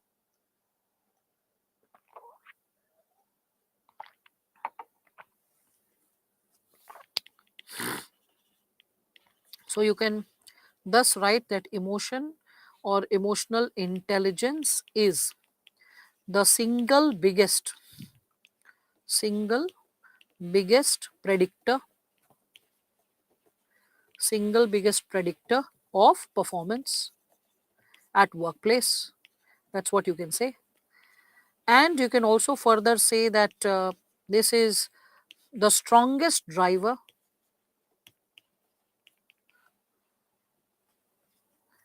and it is also the strongest driver of leadership, strongest driver of leadership and personal excellence, and personal excellence, right? So that's something which you can add on to, right? Again, at the same time, when we are talking about this given subsegment, we can also, yes, you good, Rupendra, you had psychology, it seems, and it's good that it is like we can consider, and you can recall the given subsegments associated with it. Again, so performance at work, so it is like the strongest driver we can consider, it is the single biggest predictor, but we can also understand that it is not the only condition, it is not the only condition needed, only condition needed. What do we need? So we also needed expertise, also need expertise, technical know-how, right, IQ, so all that. Anyway, then you can talk about second utility of emotional intelligence, and you can talk about physical and mental health. Physical and mental health. In terms of physical and mental health, you can also talk about the possibility of emotional intelligence, that people who suffer from depression, anxiety, and when depression and anxiety hits the people, you can see they will have tremendous weight loss, or they can increase tremendous, like it will be like flipping in two extreme versions.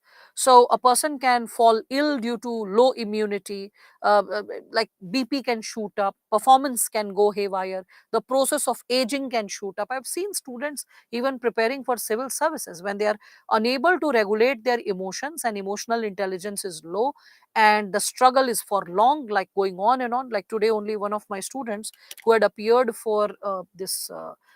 He went till interview. He had like last year he had highest score in sociology, Lakshman. So I had taught him in 2017, and despite having 304 in sociology and topping all India, he could not make it to the list because he ignored this ethics paper and he ignored essay. And I was like, oh my god, how could you do this blunder? He was like, in the previous exam, ma'am, don't you remember I got very good marks in ethics and essay? So I became overconfident, so I did not practice enough. It's like, and I've always told you revision is the key. So it's like, yes ma'am, that's there, but I committed the mistake anyway. So this guy, he got like good marks in interview, he had something like 176.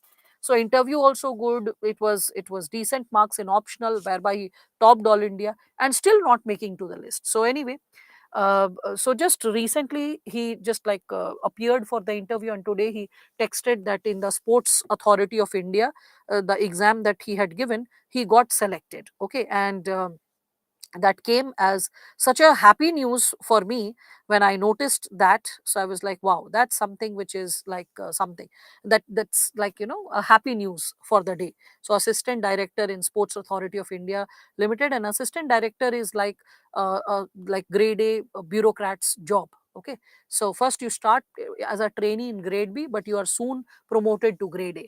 So I was so happy, like knowing it. And you'll be in premium cities. It's a very like a healthy job, and it's a very positive job, and it is done only on the basis of your interviews. If you have got good marks in interview, and like your scores have been good, you are prioritized.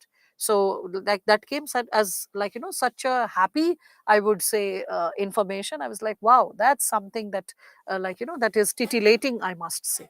So I'm sharing this with all of you because emotional intelligence helped him pull through. Otherwise, imagine today is 2023. And if I say that today is 2023 and you're going to get selected in 2029, you will be like feeling like fainting. 2029. My God, who will have that resilience? Exactly. That's what. That's what.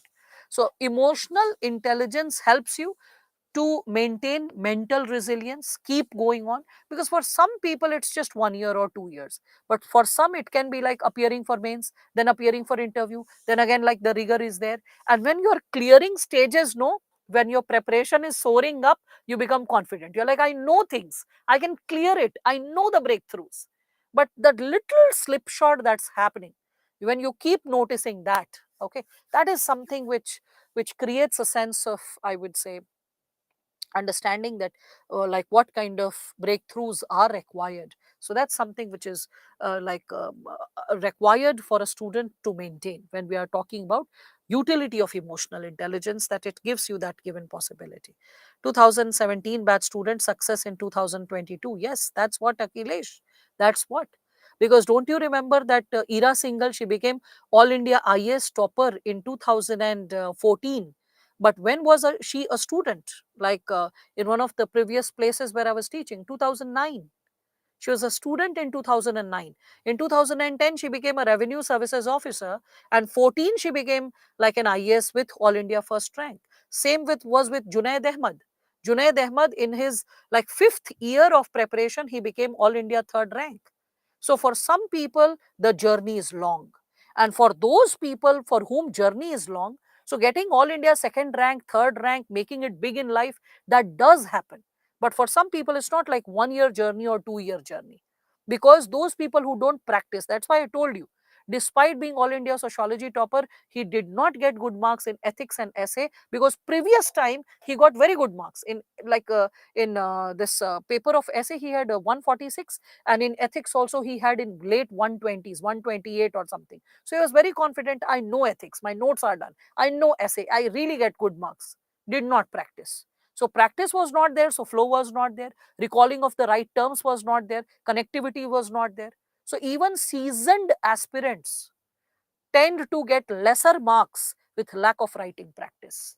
That is something which you should pay like attention to when we are speaking of it, Akhilesh. So rather than thinking 17 batch 22 selection, think that, am I even working hard enough to get a selection in 1 year, 2 years, 3 years with the kind of writing practice I am doing? That should leave you into self introspection. Okay, so that's what. Yeah, even Ishita Kishore or Anudeep also, like we can see that their attempt was not the first one. Anudeep was fifth attempt similarly. So yes, yes, without clearing UPSC this type of opportunity, no, Vishal. After clearing the interview, I mean, if you have appeared in the interview, these kind of jobs open up for you, that like you straight away go, you have to go and you have to appear for the interview. There are different categories on the basis of which you are evaluated, on the basis of which we can see that marks are given. So one of the categories is associated with your background, nature of schooling. Those are little points, the class you belong to. But prime chunk, like out of 10 points, I remember 6 points are devoted for the UPSC interview, whether you have appeared for it or not. Students who have appeared for mains also, they also get an opportunity to fill the form of SI. But those who have cleared, so sorry, those who have appeared in the interview are the ones who are prioritized, because that's the trend I've been seeing for past 10 years. Okay, yes, in ONGC, NTPC, so many things. Yes, yes. So how people make it in the first attempt? They make it in the first attempt by being diligent through and through, by being alert and aware of their strengths and weakness through and through. They don't learn from mistakes, they learn from other people's mistakes. What they have done, and they have slipped, and I should not be doing that. Okay. So anyway, coming up with this given segment of physical and mental health as we are discussing about it.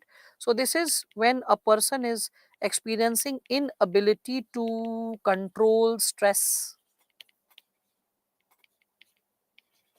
can lead to serious health problems.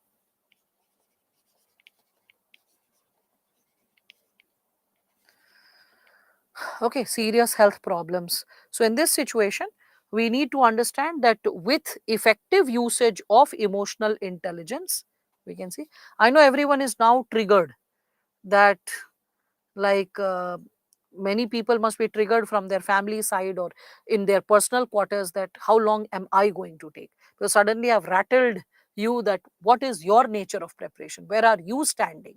Okay, I know I have done that, but I did it purposefully. I want you to think how much answer writing practice you are doing. What is your game plan for Saturday and Sunday? As today's lecture will be like paused and on Monday we will be resuming. What is your game plan for every day? Are you achieving your daily targets? Are you aware that 2 months later, which subject you will be studying and revising? Are you preparing your notes steadily? Are you doing previous year questions, starting from simple questions, opening the notes and textbooks and like finding the answer and writing at least two to three of them? And then going with closing the books, memorizing the segments, and then attempting a one or two like that. If all this is not happening, then it is a stretch in the journey. I mean, why to lie? That is a stretch in the journey. So you have to get into the game with respect to this. Now, with respect to this, as we are further moving ahead, um, I think now there are volley of questions pertaining to self-inquiry. SME, please encourage them and help them. So, inability to control stress can lead to serious health problems. So, with emotional intelligence, a person can regulate regulate one's overall health and well-being. Overall health and well-being. All right. Simultaneously, you can also connect it with relationships. So you can think of relationships. And when I'm talking about relationships with emotional intelligence, you can regulate your relationships, that is, your social relation, your personal relation, your professional relation better. So, for example, if you remember this given segment, like, or in other words, I can also say that emotional intelligence directly proportional, is directly proportional to the quality of quality of relationships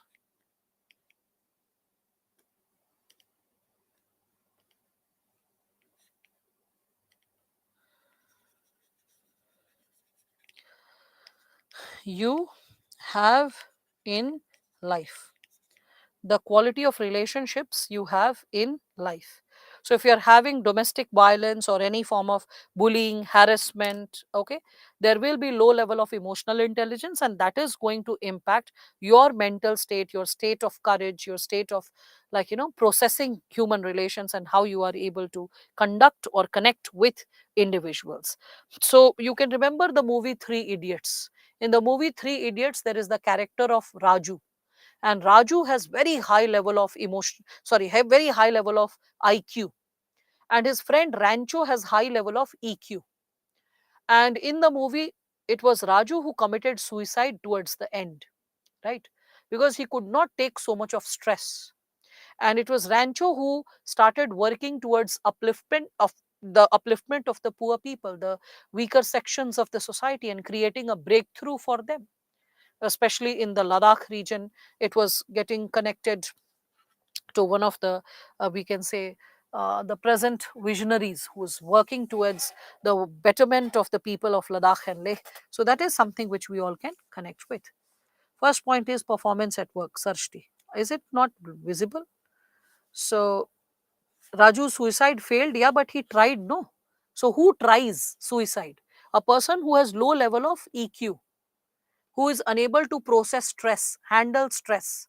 We are not discussing about the movie. We are discussing about the responses. Responses when some element is missing in our life, right? Okay. Yes, I was talking about Sonam Wangchuk when we are talking about this given dimension. So then with 3 points, we are moving to like another point yet again. And after like completing this, this is just a bit left, and then we can process the next subsegment associated with application of, we can say, application of emotional intelligence in bureaucracy. So when we are speaking of this given dimension, emotional stability, you can think the component of emotional quotient and emotional stability also with pertaining to Gita. You can see the term sthita pragya is given. Sthita pragya or sthita prajna, whatever, because in Sanskrit it is written as sthita prajna. It means steady wisdom. A person who can exercise steady wisdom. And who is the person who can exercise steady wisdom? One who can balance EQ with IQ. So Ravana, he was a man with very high level of IQ, but poor level of EQ led to the conflict, the war, like death of so many people, and finally his own death. So when we speak of balancing EQ with IQ, that is something which is going to create steady wisdom, and steady wisdom is something that is going to create the status of sthita prajna, if we are talking about it. And a person who is able to, if I quote Bhagavad Gita, the Bhagavad Gita says that a person who is not disturbed by sorrow, not exuberated in pleasure, devoid of any earthly attachment, like any kind of fear and anger, is a person of absolute wisdom. And such a person is referred as Siddha Purusha. So, Siddha Purusha is a person who is free from any kind of extremes of emotion, sorrow or pleasure, earthly attachment, fear or anger, right? So, this person has exercised steady wisdom, or we can say sthita prajna status, and that person can very easily reach the status or reach the stage of nishkama karma. Nishkama karma, when we speak of it, you only focus on the present moment and the infinite possibilities associated with the present moment, rather than focusing on, like what happened in the past or what can unfold in the future. So nishkama karma, when we speak of it, it liberates you from the regrets of the past, and we can say the anxiety of future. You only focus on the present, you only try to do good in the present, in the best of your capability, when we speak of it, right? So that is what all of you can connect with. I hope you are understanding this. Okay, so let us start with the next subcomponent, that is associated with application of emotional intelligence in we can consider administration and governance after break. Okay, so let me take a break. So break. This is 7:05, 15 minutes. We'll be back after it.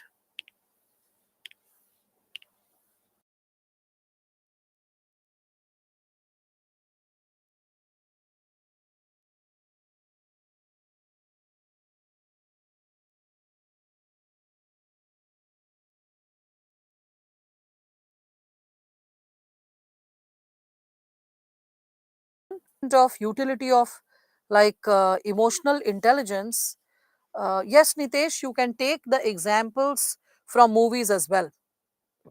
It's all about building the basics. Which one is more important for civil servant, or both are equally important? Which one? Means who are you comparing it with?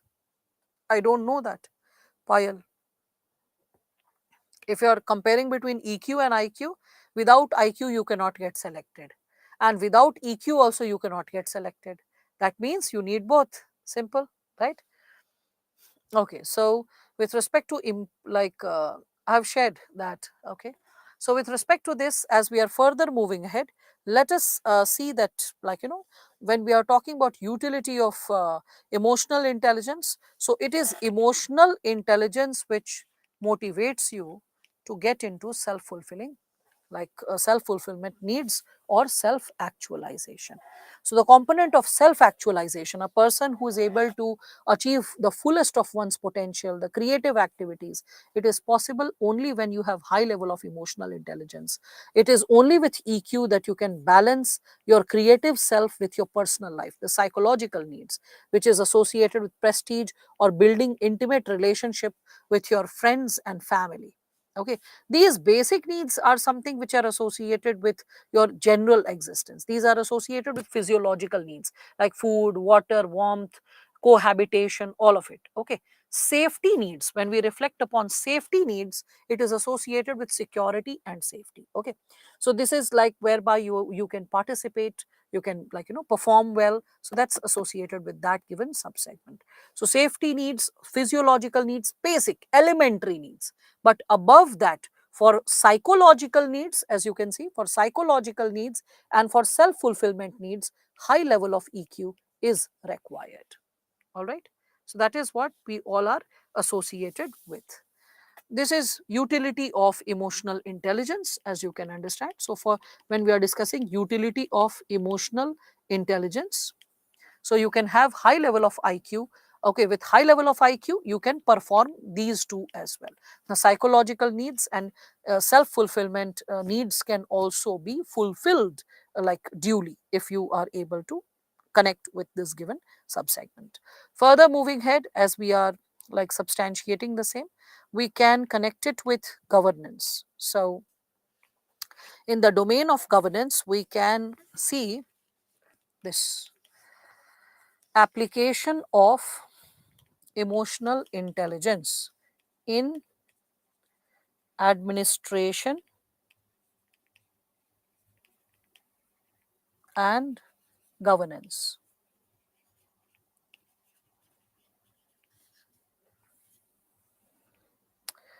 So application of emotional intelligence in administration and governance. The diagram which I'm going to draw right now, you can use it in probity in governance also. You can use it in accountability. So that diagram is going to be one stop solution, okay, for various subsegments. So the diagram is what? This is like this. Citizen is in the midst, okay. Then you can make three subsegments. One is governance, so government. And after government, you can think of civil society. And then you can think of private sector.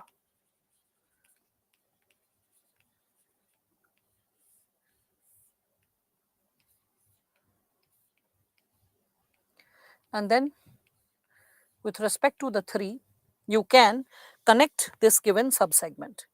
So the government is connected to the private sector and the private sector is connected to the government. So they both are, we can consider that they both are connected and serving the purpose of each other. The government is connected to the civil society and the civil society is, we can say, connected to the government, right? So we can see that the civil society is, we can say, furthering the like initiatives of the government, right? It is executing the schemes of the government. So they both need each other. The private sector needs the civil society for corporate governance, any kind of, we can say, benevolent exercise or execution of social welfare, public welfare via civil society. And the civil society is also supporting the private sector in execution of qualitative services, and all of them are actually serving the citizen. So all the three are connected to the citizen. All the three are reaching out to the citizen. Okay, and the citizen needs all the three for the fulfillment of its his or her needs. It is like for animals. So for his or her needs, and this is the diagram of governance. When we speak of governance, this is governance. So governance, because we are discussing about emotional intelligence and then connecting it with governance, so you need to understand that governance is more about like interaction between these different entities. Okay, so it is more about interaction between different entities, interaction between different entities, okay, in the process. And when interaction between these entities, different entities is there, so we need to understand that no so it is about like relationships. In other words, I can say that governance is about relationships, and no, we can consider good relationships can be established without emotional intelligence. Okay, so we can think of this. So governance is about relationships. Governance is about relationships, and we can say that no good relationships, no good relationships can be established, can be established without emotional intelligence. So this is how emotional intelligence is a part of governance. As you can see, you can consider that relationships are the DNA of governance. In other words, we can say, right? And no good relationship can be established without emotional intelligence, right? When we are talking about civil services values also, let us consider for that matter. Okay, so if we are speaking of this from the perspective of civil services values, right? So if I help you recall the civil services values which has been taught to you, so you can recall impartiality, right? You can recall non-partisanship. Along with the component of non-partisanship, you can think of like integrity, you can think of tolerance, right? You can think of accountability, you can think of objectivity, right? All of it. And when we are speaking of all these different types of, and I appreciate how all of you are able to recall the topics that have been already taught to you. So when we are discussing about all these subsegments, right, we all can connect these subsegments like empathy and compassion, right?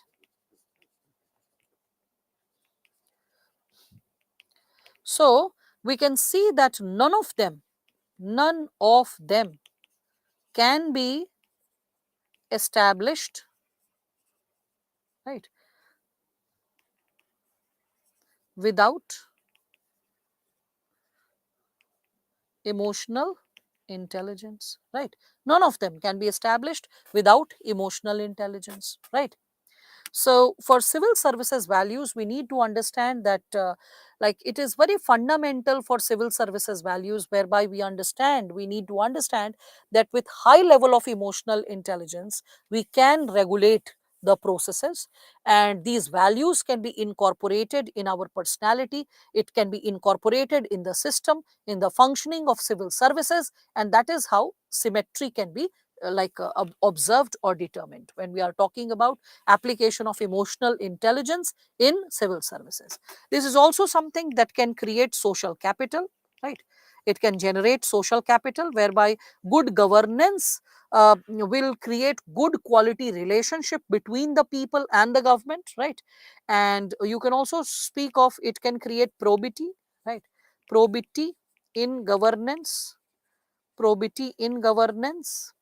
And when we are talking about probity, you understand, no, highest form of integrity. I had discussed it earlier also. Many times you have now got accustomed to this term. So highest form of integrity, it is one of the highest values that you can like have in governance.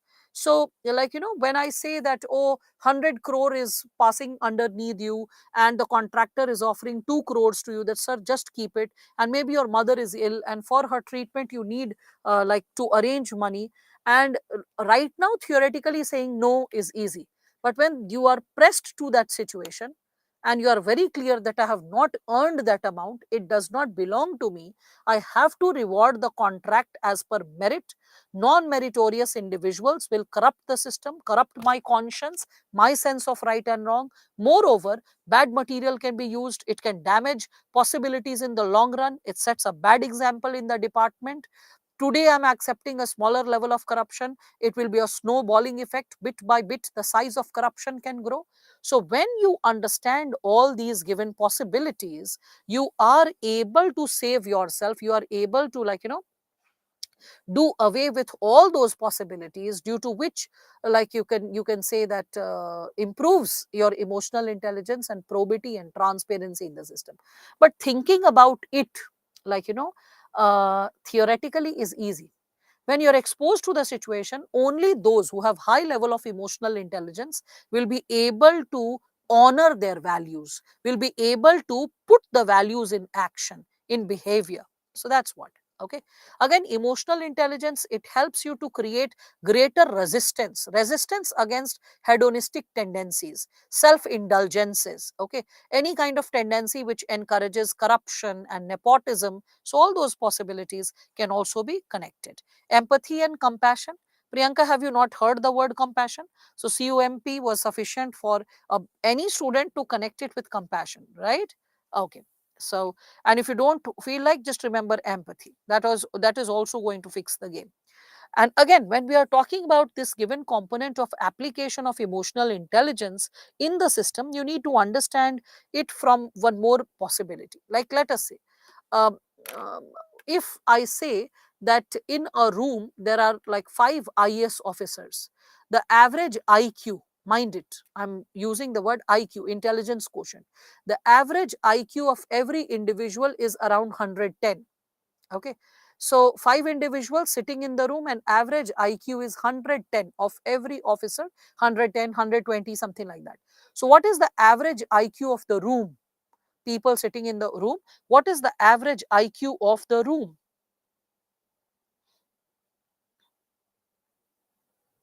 Yes. What is the average IQ of the room? If 110 is what they are like sitting with, 5 officers sitting like that. Okay. So there are tremendous variation in the answer, but okay, all right. So this room will experience an average IQ of something around 60. Why around 60? Like 100, everyone is having such high level of IQ, such intelligent people sitting in the room. So how come 5 intelligent people and the IQ drops rather than increase? Because, what is the reason? In the absence of EQ, like, let us consider, out of 5 officers, even if one has low level of EQ, the person can bring down the average emotional quotient of the room. You must have seen officers quarreling over petty fights, ego hassles. I am better, I have done this, I have done that. So trying to make points, brownie points before the ministers, brownie points before the seniors. So constantly competing to get like cream postings, cream areas. You can see all that. You can also see that there is a possibility whereby the officers, they sometimes try to exercise a different level of, I would say, we can say, competency and resilience, whereby they sometimes get into mudslinging activities. Same you can see even in parliament. Earlier, when there were chairs in the parliament, people used to start throwing chairs, which was such an uncivilized behavior, because one person having a low like emotional quotient can lower the overall emotional quotient of the room, as well as the intellectual quotient, right? So earlier, when we are seeing, the exam was focused on IQ. Like, even in the mains, you're memorizing everything, ratification, you're able to clear. There was no ethics paper. The essay paper was not so thought provoking. So in such a situation, we all can see that UPSC was considered as a very tough exam, and that's why clearing that exam and becoming an IS was considered as such a coveted thing. Even Harvard University professor had said that when we are talking about this possibility of clearing civil services exams in India, clearing like the Harvard University entrance after that is more like a cakewalk, because like civil services exam is pretty tough. But still, I mean, clearing this exam, which boasts of high IQ across the world, despite that fact, when 5 bureaucrats are sitting together, they are exercising low EQ. And what is the reason? Low IQ and low EQ. The reason is, the if the ego is high, of all the 5 people, the level of ego is very high, that I have done this, I have done that. They will have a tendency to dominate each other. With high IQ and high ego, when you try to dominate each other rather than cooperation, there will be conflict. If cooperation is not there, conflict is there, in a group setting, the emotional quotient will go down. And as the emotional quotient goes down, the capability to perform, the effectiveness to perform goes down. Okay. So you can, the fifth point you can write down, that in group settings, EQ prevails over IQ in deciding effectiveness. In deciding effectiveness. Hence, high EQ is required for a team of bureaucrats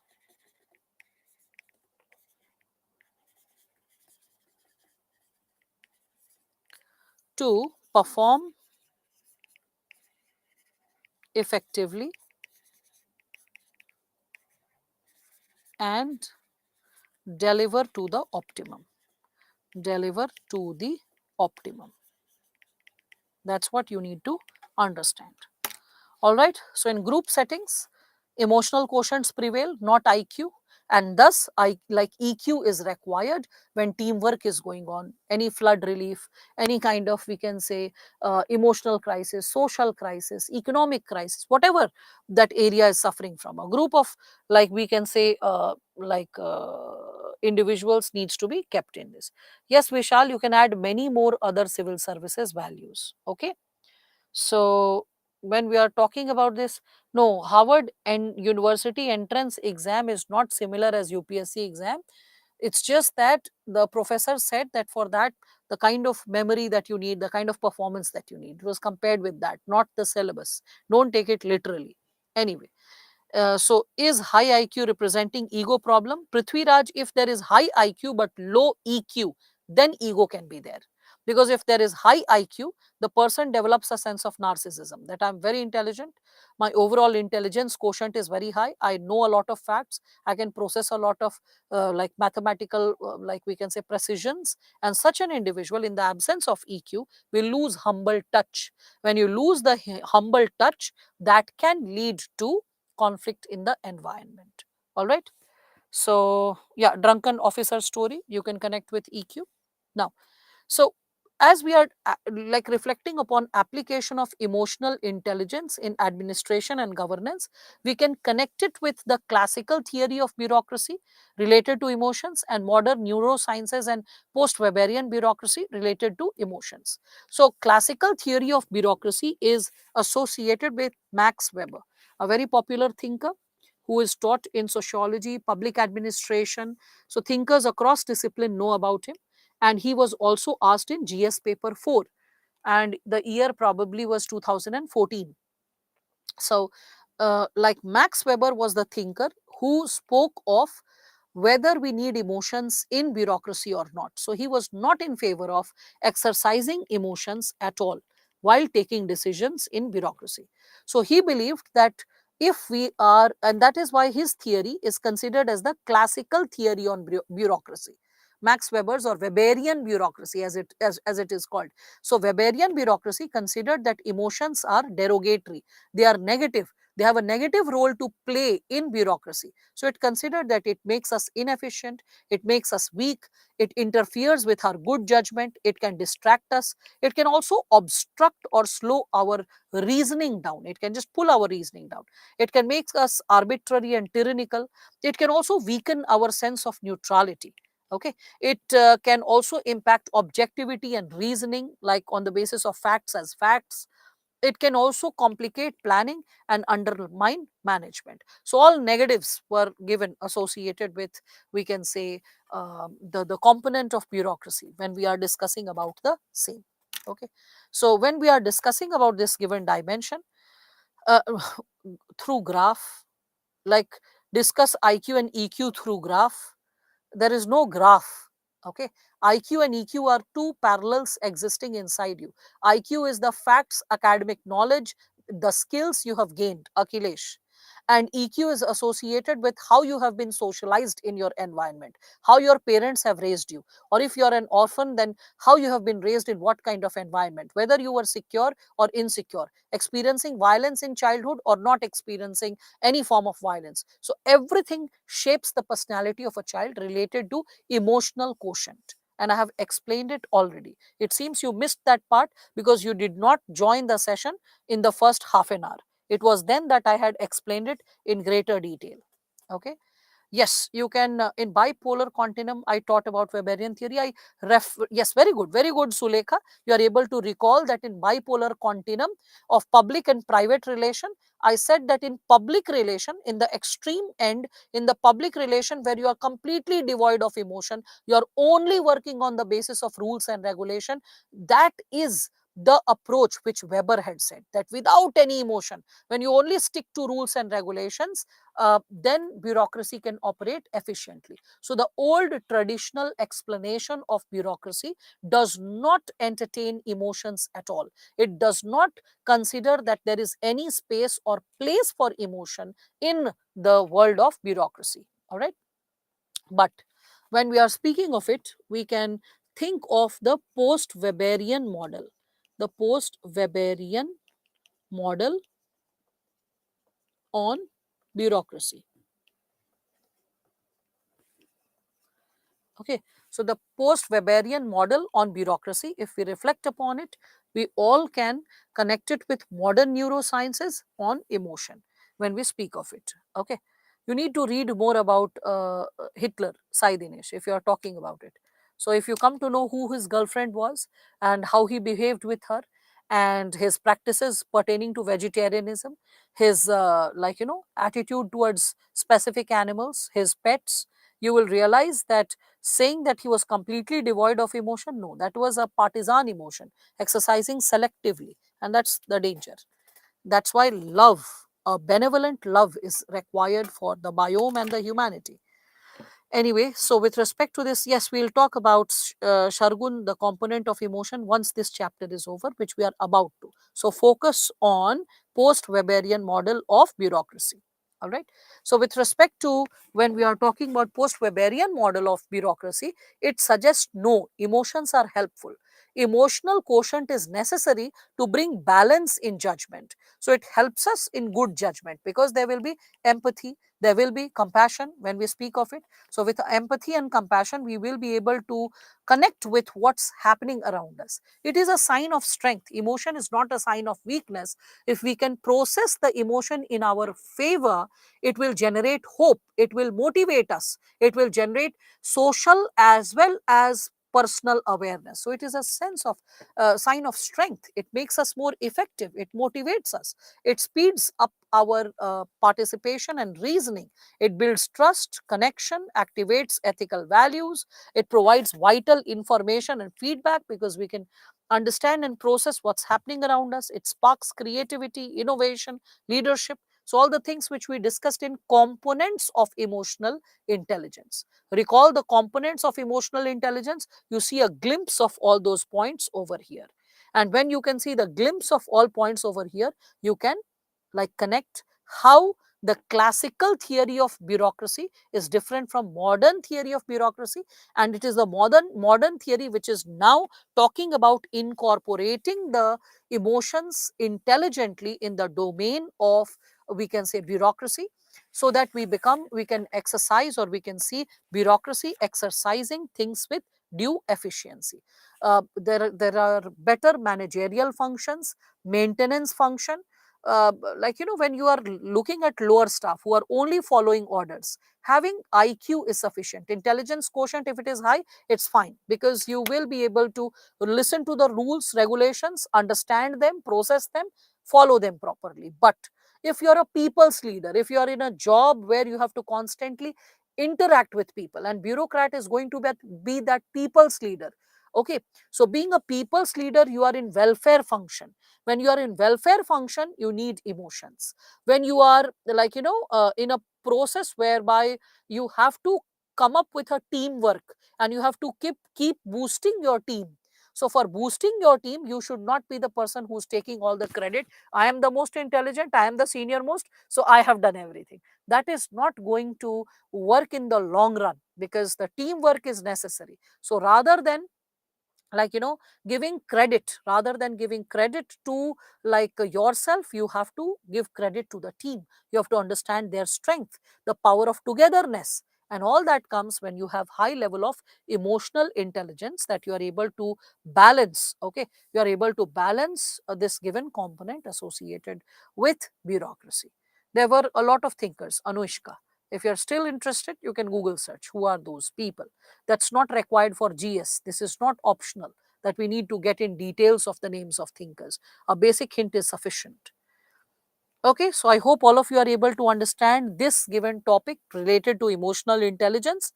And as we are able to balance our understanding with emotional intelligence, here we can proceed with contribution of moral thinkers and philosophers. And as we are stepping into this chapter of moral thinkers and philosophers, I would request all of you with going through the bullet notes this weekend, which has been provided related to thinkers and philosophers. Please understand, like, few basic do's and don'ts before I step into this chapter. First thing, when we are talking about moral philosophers and thinkers, so moral thinkers and philosophers, when we are talking about them from Indian perspective, that will be associated with the Jain Tirthankaras, Buddha, Mahavira. That can be associated with, we can say, when we are talking about the Indian philosophers and thinkers, we can connect it with Vivekananda, Raja Ram Mohan Roy, Ramakrishna Paramhansa, Mahatma Gandhi. Okay, you can think of like a lot of thinkers. It's like endless. And interestingly, a sizable chunk of it is completed in history, whether medieval, like ancient, medieval, or modern. Because Buddha and Mahavira, you're studying in ancient and ancient history. So ancient, medieval, and modern, a lot of thinkers who have contributed in developing or generating conscience, our sense of right and wrong, that is already there in the syllabus of history. I have still supported it in the form of notes.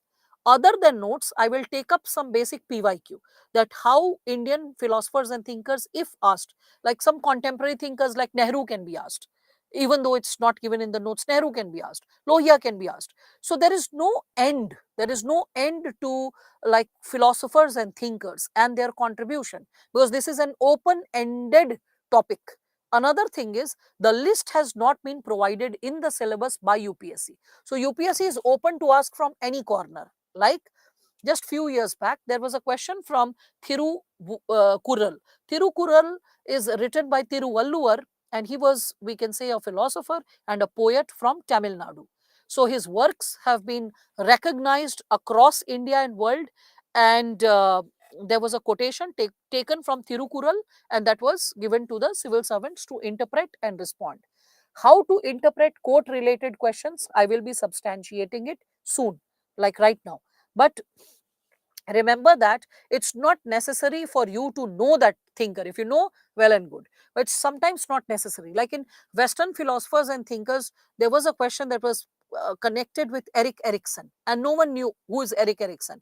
Only students thorough with, like that, to not every student of sociology, a student thorough with sociology with respect to primary groups, and how the concept of primary groups was strengthened by various thinkers, and someone is reading MacIver and Page or some such book, can get introduced to Erik Erikson. But on an average, regular students going with casual material may not even know the name. So the list associated with moral philosophers and thinkers is endless and exhaustive.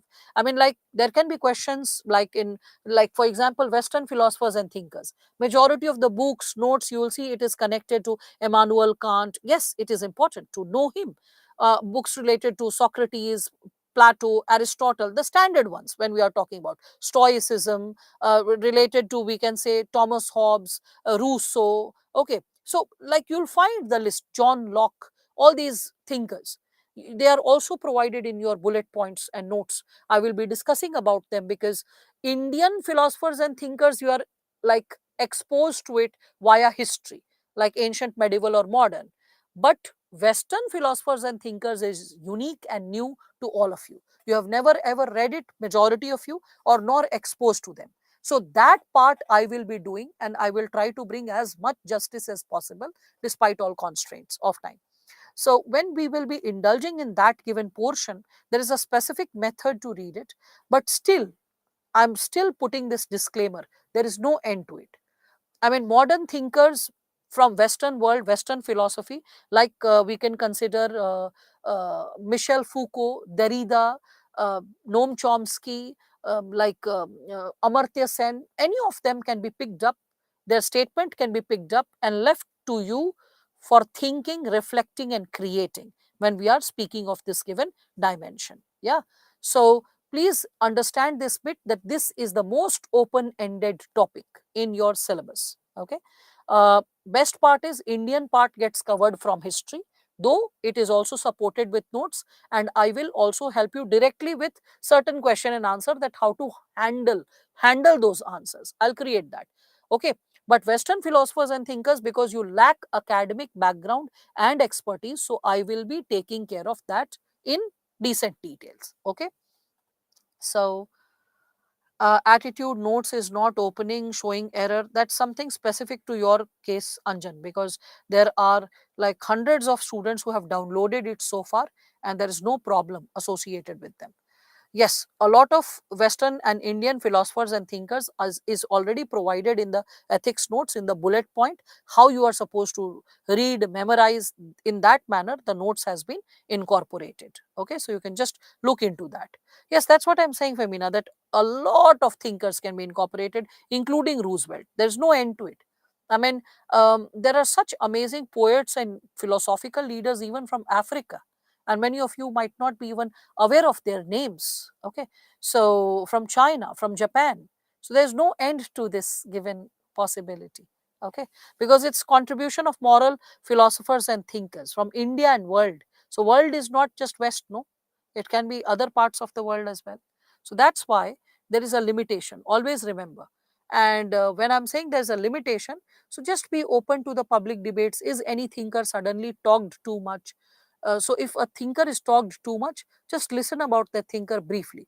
There are IIT Chennai or IIT Madras professors lectures pertaining to various philosophers and thinkers. So suppose you want some extra thinker, you can Google search, and please listen to academicians, not like all those sensational videos created by young boys and girls. Please refrain from that. Okay, please listen to academic oriented videos from university like CEC, NTTPL, all these like upload, IGNU, all these upload lectures of professors. I know that lectures of professors can sometimes be tedious. Old people slowly talking with an accent, not being too animated or enthused. They are focused on their content, not like how they are going to impress upon you or how they are going to like generate an impact on you. They are working their game. If you are curious, you are a real learner, be patient, listen to them. That's the attitude they possess, because that's the attitude ideally any intellectual person at university tends to possess.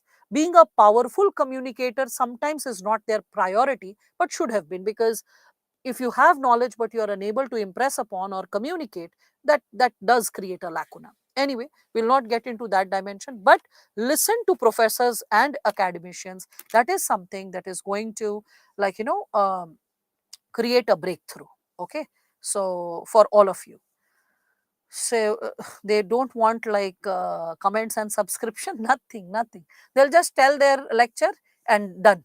That's it. So they won't be talking about all that.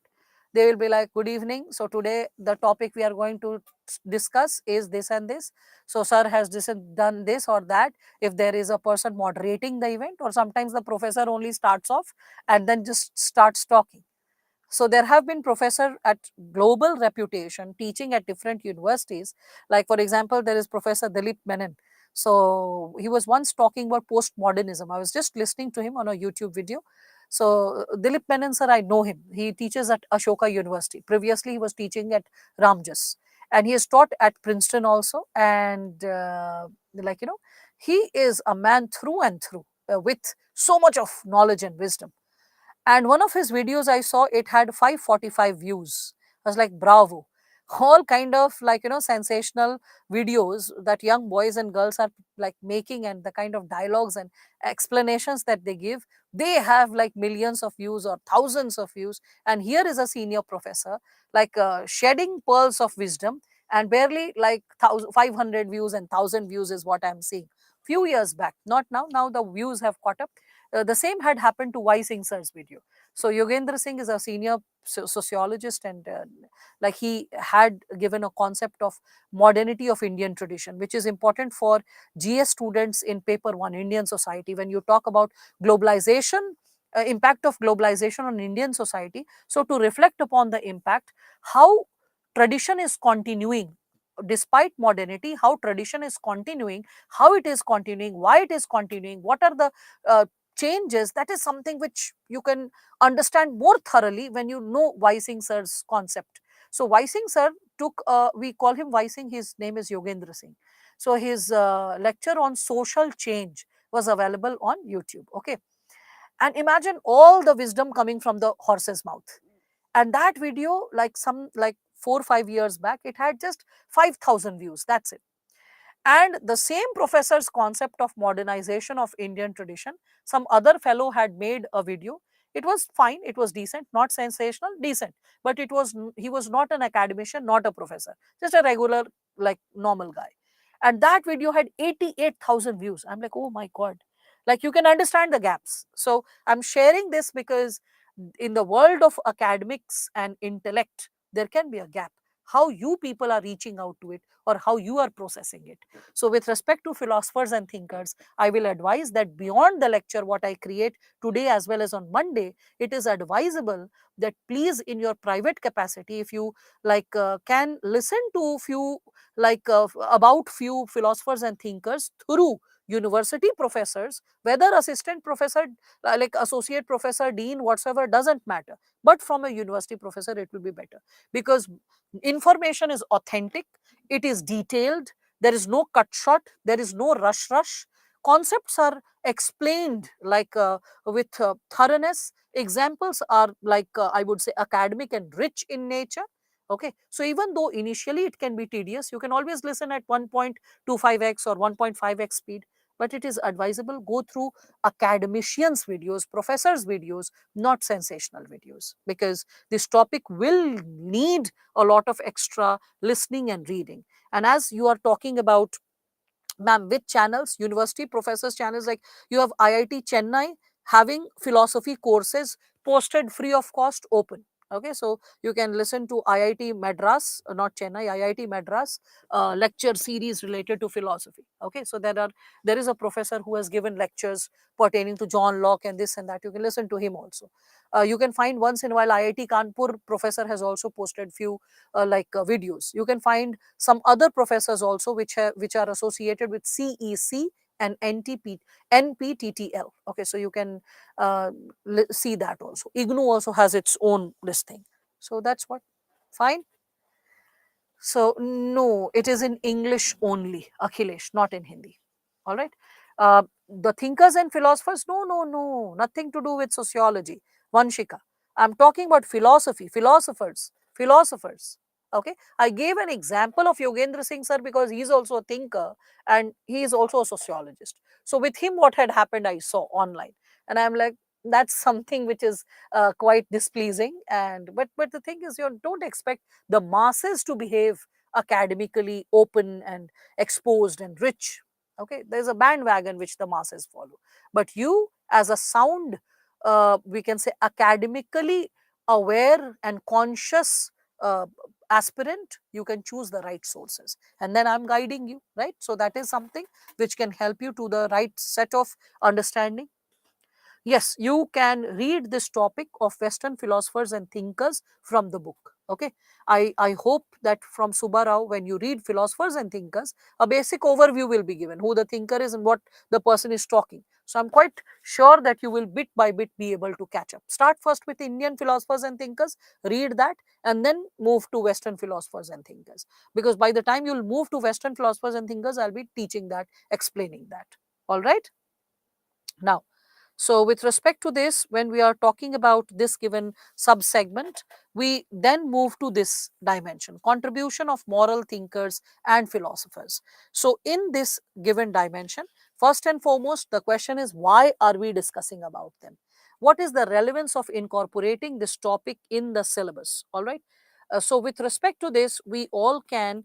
I've read political theory. Yes, yes, yes. Abhinav, if you have read political theory, that will help you. That will help you to connect.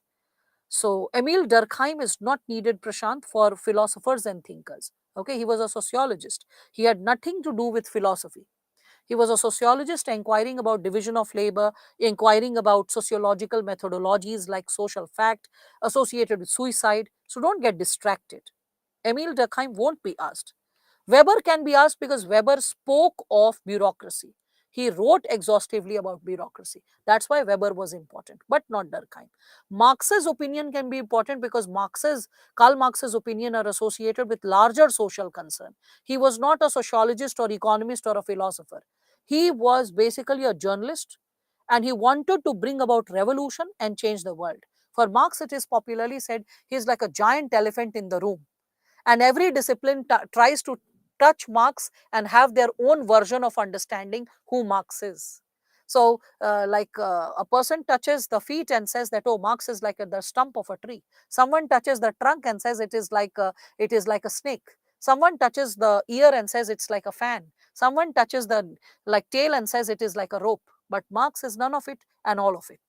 So Karl Marx is larger than like disciplines. That's why he's taught across disciplines, in philosophy, in history, in political science, in sociology, in economics, all subjects. That's Karl Marx when you speak of him. And the poor guy has been he has been misquoted and he has been misinterpreted and abused even in his lifetime. In 1864 Berlin Conference, he himself said, I am not a Marxist. I don't know who is. Because during his lifetime, the ideology moved ahead of him. So all the things, even benevolent things he spoke of, that was something which was surpassed, and the insights pertaining to revolution, blood revolution, all that stuff, it shaped the possibility differently. So Karl Marx, yes, I mean, like, is quite relevant because he has shaped human history. The very conflict between Russia and US is nothing but capitalist ideology versus socialist ideology. So you can see the global order has been shaped, entire European history has been shaped. When we think of Eastern Europe being invaded by Russia, the socialist revolution reaching in different parts of Europe, and the resistance by Western Europe, and all the ideological frictions in between. China, like, talking about socialism politically, practicing capitalism economically, so all the frictions in between. The world is a very interesting place to live in when you actually get exposed to the world of ideologies and wisdoms. Okay, so happy learning to that. So why are we discussing about thinkers? Because in your academics, it is possible that because of having different subjects, you might not be exposed to these philosophers and thinkers. And understanding this, the UPSC examiner, or we can say academicians who designed the syllabus, they felt that getting exposed to philosophers and thinkers will be a founding stone, or it will lay the foundation stones of your personality, fixing your basic insights, fixing your basic, we can say, perceptions pertaining to what are the do's and don'ts, pertaining to what kind of breakthroughs are needed for you, pertaining to, we can consider, what kind of intellectual inspirations are needed for the future civil servant of India, who is a thinking, rationalizing individual, who is constantly motivated by moral code of conduct. So what kind of philosophies, ideas should touch upon the person? So the ideals are not coming in vacuum. It is arriving to you through philosophers and thinkers. So how about exposing you a bit to them? Because the UPSC examiner is aware that this is not an optional paper. This is a general studies paper. So a general awareness about the most important philosophers and thinkers is sufficient. Okay, general awareness. And even if you don't know few of them, if they are asked as quotes, there are methods to handle the question. So philosophers and thinkers are there so that you learn applying the world of wisdom through we can say the seniors, the we can say the intellectuals, the thinkers, the scholars who have shaped the world of wisdom with their insights and perspectives, and like exposed the world to new sets of ideologies to think, and created ethical approaches to solve problems of the world. Okay, that's why it is important to read them. Okay, now then another thing is, when all the thinkers and philosophers, all of them, are talking about right and wrong, then how come they are different from each other? That can also be a question, right? That when all of them are speaking about right and wrong, okay, then how come they all have different approaches? What is the reason? So the reason is there are different approaches to understanding the world of wisdom. Like, you already know that, like, there are different thinkers associated with different schools of thought, or interpreting the reality differently. Like, for example, if I speak of Plato, Socrates, Aristotle, they are guided by the virtue approach. Similarly, if I speak of Bentham, John Stuart Mill, they are guided by, we can say, utilitarian approach, right? So there are different approaches, methods to understand the reality by different philosophers. So, due to different approaches, we have different interpretations to the idea of what is right and what is wrong. And this interpretation will help you build the content for ethics as well as essay, right? I hope you all are able to get a basic exposure to this. Malinowski, no. Bronislaw Malinowski is also not needed. He's a structural functionalist, and he's not needed in the world of philosophy per se. All right, Vivek? Now, so when we are talking about these types of questions, there are two types of questions which are raised from this area, thinkers and philosophers. So first we can see is direct questions, and second is indirect questions. This indirect question is pertaining to these two areas also. So indirect questions can be asked in application form, or they can be asked in quotation based questions. Okay. So what are direct questions? Let us understand that. So direct questions, if I speak of it, it can be associated with, we can like consider a straightforward question that discuss about, like, maybe Gandhi, or discuss about John Rawls, or discuss about, like, Kautilya, any one of them, and a segment associated with their philosophy, like Gandhi's seven sins. Elaborate or substantiate Gandhi's seven sins. How would you save yourself from it? Or discuss like John Rawls' philosophy, or Kautilya's, we can say like wisdom in helping in governance, okay, or helping the challenges pertaining to soft power and smart power. The difference between soft power, beyond soft power, and smart power, why we can say like, military power is essential. So something like that. So when we are talking about Kautilya, a lot of segments pertaining to present day IR, like string of pearls theory, which China follows, and even we tend to follow it. That is something which is a byproduct of Kautilya's work. Like in Arthashastra, he discusses about this as a Raj Mandala theory. The Raj Mandala theory today is taught in IR as string of pearls theory, whereby China tries to, like, surround India, like controlling Bangladesh, controlling certain parts of, we can connect with like other than Bangladesh, this Sri Lanka, then Maldives. So, like, just surrounding you, controlling certain parts of Pakistan. So that's what. Anyway, so in the similar manner, indirect questions can be asked. The indirect questions can be associated with, we can see, quotation based questions or application based questions. Application based questions, like the wisdom is borrowed and it is helpful in case study. Okay, so like something like the wisdom is used in case studies. And like quotation based questions, yes, they are dominating, they are ruling the roost. Okay, so when we are talking about quotation based questions, how to respond to them? So wait, let me just erase something so that we have space to write, because I'm going to right now show you how quotation related questions are, we can say, responded.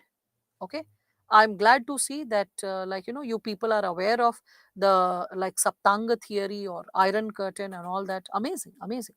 That's so very enervating. Yes, Immanuel Kant can be asked. Why not? As I observed, the ideology of sociology don't stood the test of time, but saying so, capitalism stood, as we are experiencing now at large. Ideology of sociology? Do you imply socialism, Vishal? Are you mixing it? First, second, is it necessary right now, this discussion? When the core discussion is associated with Western philosophers and thinkers in general? Yeah. So let us focus on the prime purpose of what needs to be dealt with. Okay. Okay. You had world history classes also. Good, good, good. That must have fixed your basics. Now, so with respect to this, when because the moment you said this given segment, I was like taken aback. Anyway, now, so like let us say, suppose for example, you get a question. Okay, be the change you want to see in the world. This is quotation by Gandhiji. So suppose this is how you are given quotations. You are given that this is the quotation, substantiate. So, in such quotation based questions, students have a tendency to first explain the quote. After explaining, like defining the quote, sometimes they change the language, repeat their own concept once again. So, repeat it by changing the language on the loop. Sometimes they provide a short story or an anecdote related to the quotation and Jai Ho, done. So, it's more like a mini essay. And in this given situation, what happens is a student has a tendency to lose marks because multi-dimensional links, philosophical links are missing in the answer.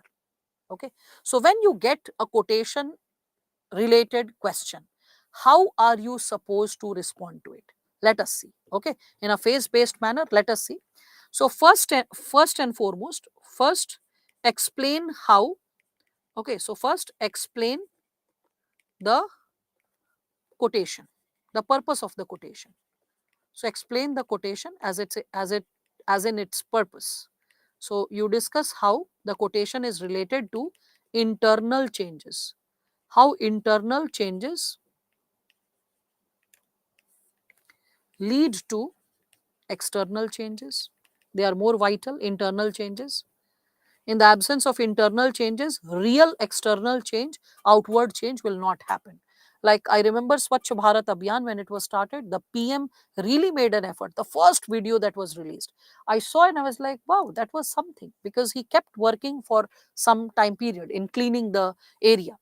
But the later on videos were sham of different ministers, like someone is taking a broom and doing shuk shuk and then applying some sanitizer, and all that drama was captured.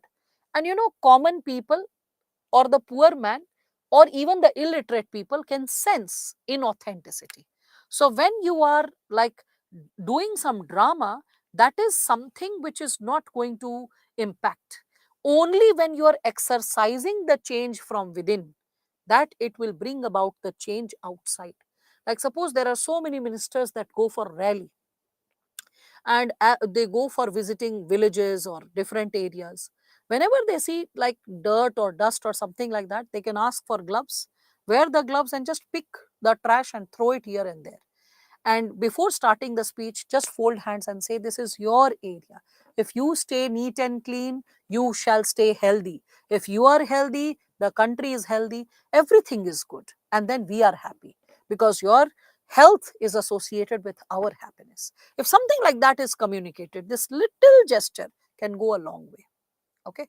So it's like genuinely owning up or taking up the responsibility. So being the change you want to see in the world, when you own up the change, when you endorse the change, when you live the change. Anyway, so after this, if possible, the thinker, then you can also substantiate about the thinker's life, how the thinker has lived that quotation, okay, or is associated with the ideological understanding and manifestation of the thinker, if you can connect with that.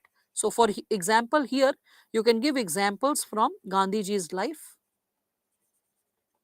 Gandhiji's life, that how in the sense of dressing, how in the sense of sanitation, cleaning, like picking the, like we can say, the trash, and also human excreta, he did that. His Dandi march, salt satyagrah.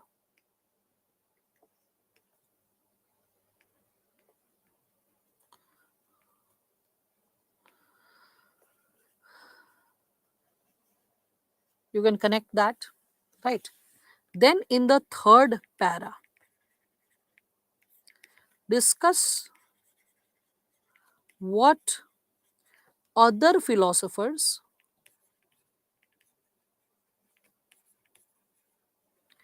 have said about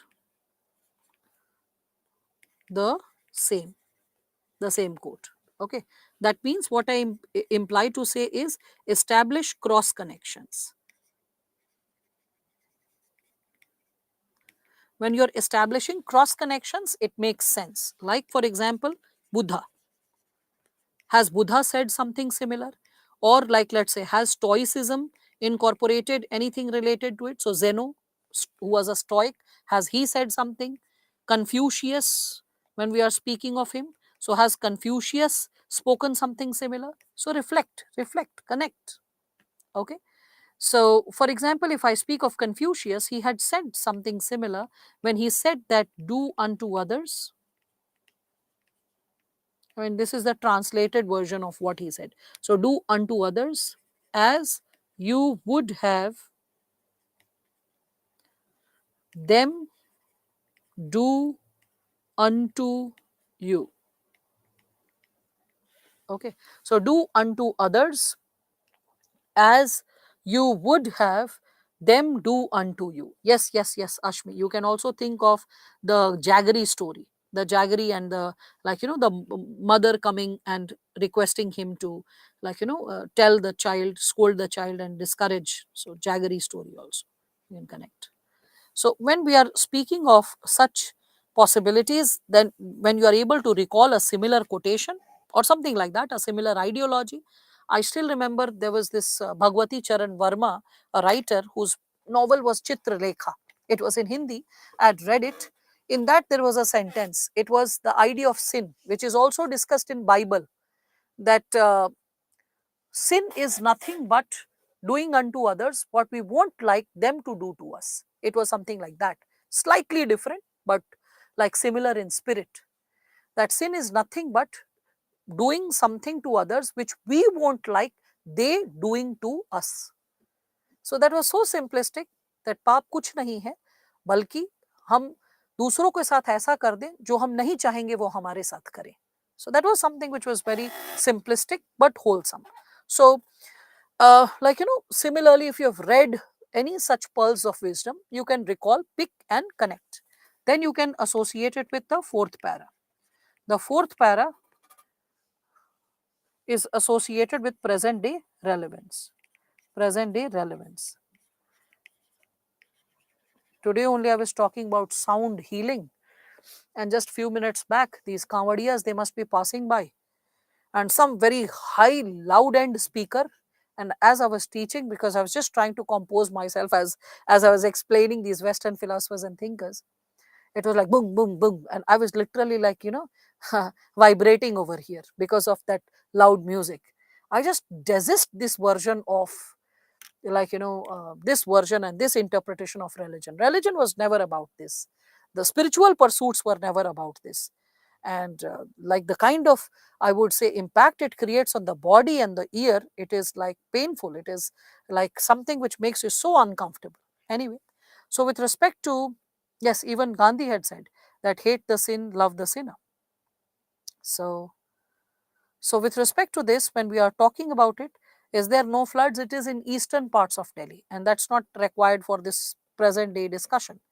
Okay, so present day relevance, you can first and foremost understand why such a quote, any quotation which has been asked, so why such a quote has been asked, has been asked, what is its relevance in the present times? Okay, So means, can we connect the quotation, the relevance of that statement in present day's problems? Is there something problematic in present day that for removing that challenge or for removing that problem, we need to follow this philosophy or this principle that is proposed as a quotation? Like, for example, with respect to this quotation, we can connect this idea that everyone wants clean environment, isn't it? So everyone wants clean environment, but without cleaning it himself or herself, right? And here, when we are speaking of this given subsegment, you can also connect it with, like, for example, when we are discussing about it, you can share a similar idea related to corruption. People want corruption free society, but given a chance, they don't want to free themselves from corruption. Similarly, the idea related to climate change, people want climate change to stop, but they don't want to take any step to stop the climate change. Chlorofluorocarbons are flowing out of our houses through refrigerator, microwaves, through like air conditioners. So that's what we all can understand that, right? So you can talk of this thing. So walking the talk. So when we are talking about the conclusion, before like giving the conclusion, you can also give a counter perspective, if possible, related to the topic, if there is any scope for, if there is scope for counter perspective, counter perspective. So it is saying that be the change you want to see in the world. What is the counter perspective? So I can give you an example that once the DGP of UP was asked that why is the crime rate so high? So he gave the counter perspective. Rather than giving the answer why crime rate is so high in UP, he said, why are you people choosing, why are you choosing criminals to power? So like leaving you to think, getting it, that's counter perspective. So he said that why are you people choosing criminals when you know that someone has been charged with cases of rape, murder, abduction, and when you are choosing such leaders and garlanding them, and when these people are climbing to power, why will they not exercise unethical methods, coerce the police to take unethical decisions, and all kinds of problems which the society is suffering from? So it is emanating from your decision. Okay, so be the change you want to see in the world. Not directly saying that, but indirectly saying that the moment he is asked that why is crime rising, so why are you voting? So counter perspective, if there is any. Okay, and then definitely in the conclusion,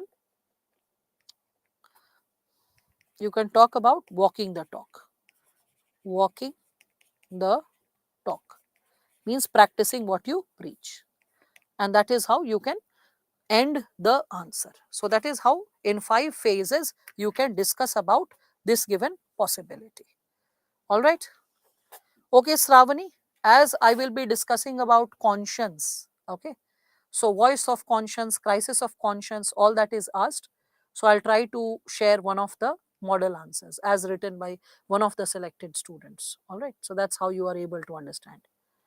So I have not given language to it, an elaboration to it, Labdhi, if you can see that. What should I do if I do not have any idea about similar quotations?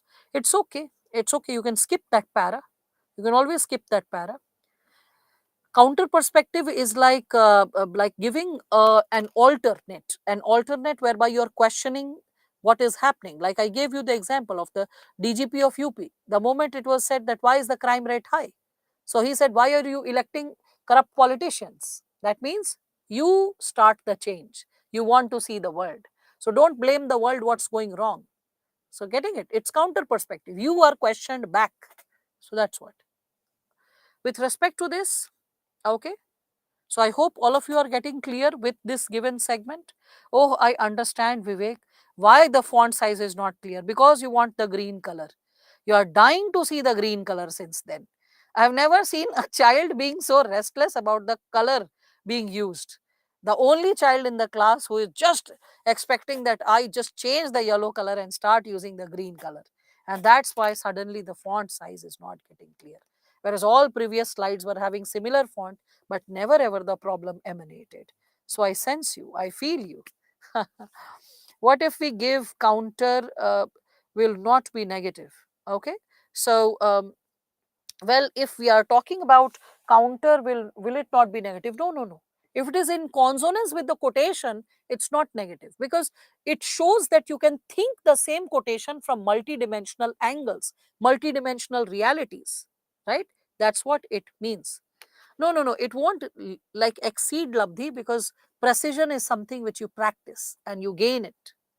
Okay. Okay, green color is more visible. No problem. Then I'll choose green color next session onwards. Don't worry. So, okay, Vivek, you win. You win with your like momentum and constantly, like, uh, pushing it. So, I will be using green. A lot of students are saying that green is clearer. Like, my consideration was in when you take a printout, because in this purple color, yellow is more distinct, it is clear. Green, when we see it on the screen over here, no, it doesn't look as distinct as yellow, because yellow is creating a contrast. Green does not create that contrast. So the concern is, if someone is taking a printout, will the printout be that clear? That is the concern.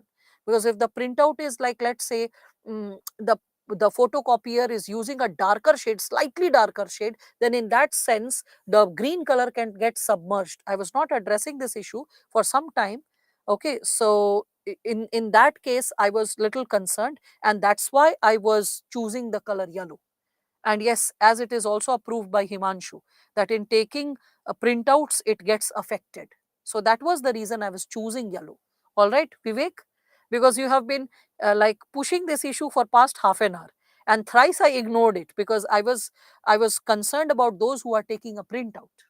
So because I have to address the concerns of every student, no? Yeah.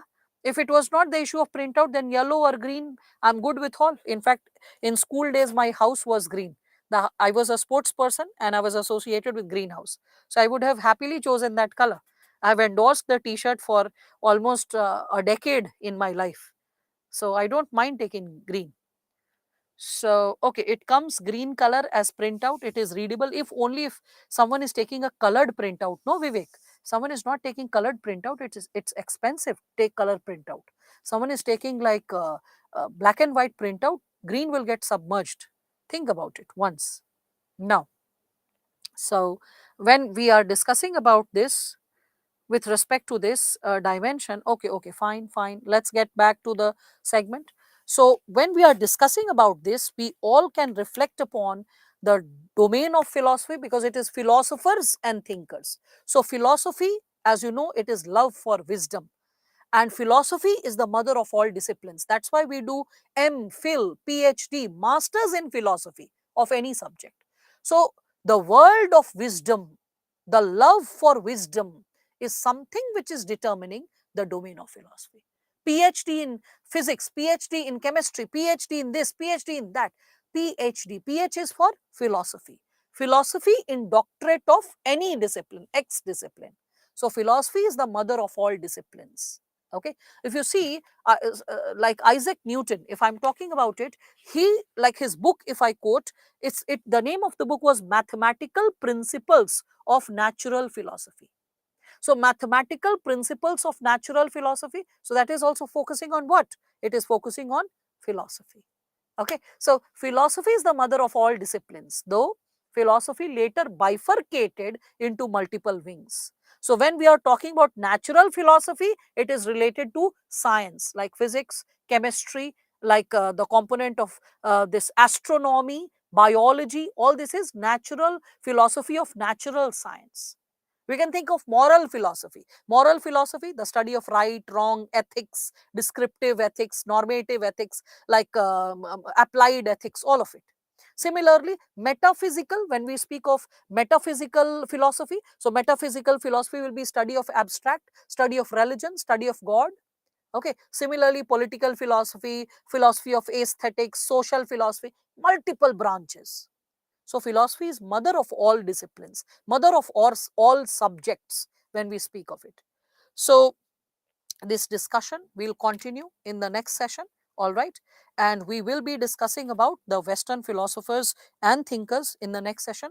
Please go through the bullet notes at least to begin with. As you gain composure, you also try to read the book. All right. So let us meet once again on Monday. Happy weekend, people. Study well and study happily and joyously. Learn and learn and learn.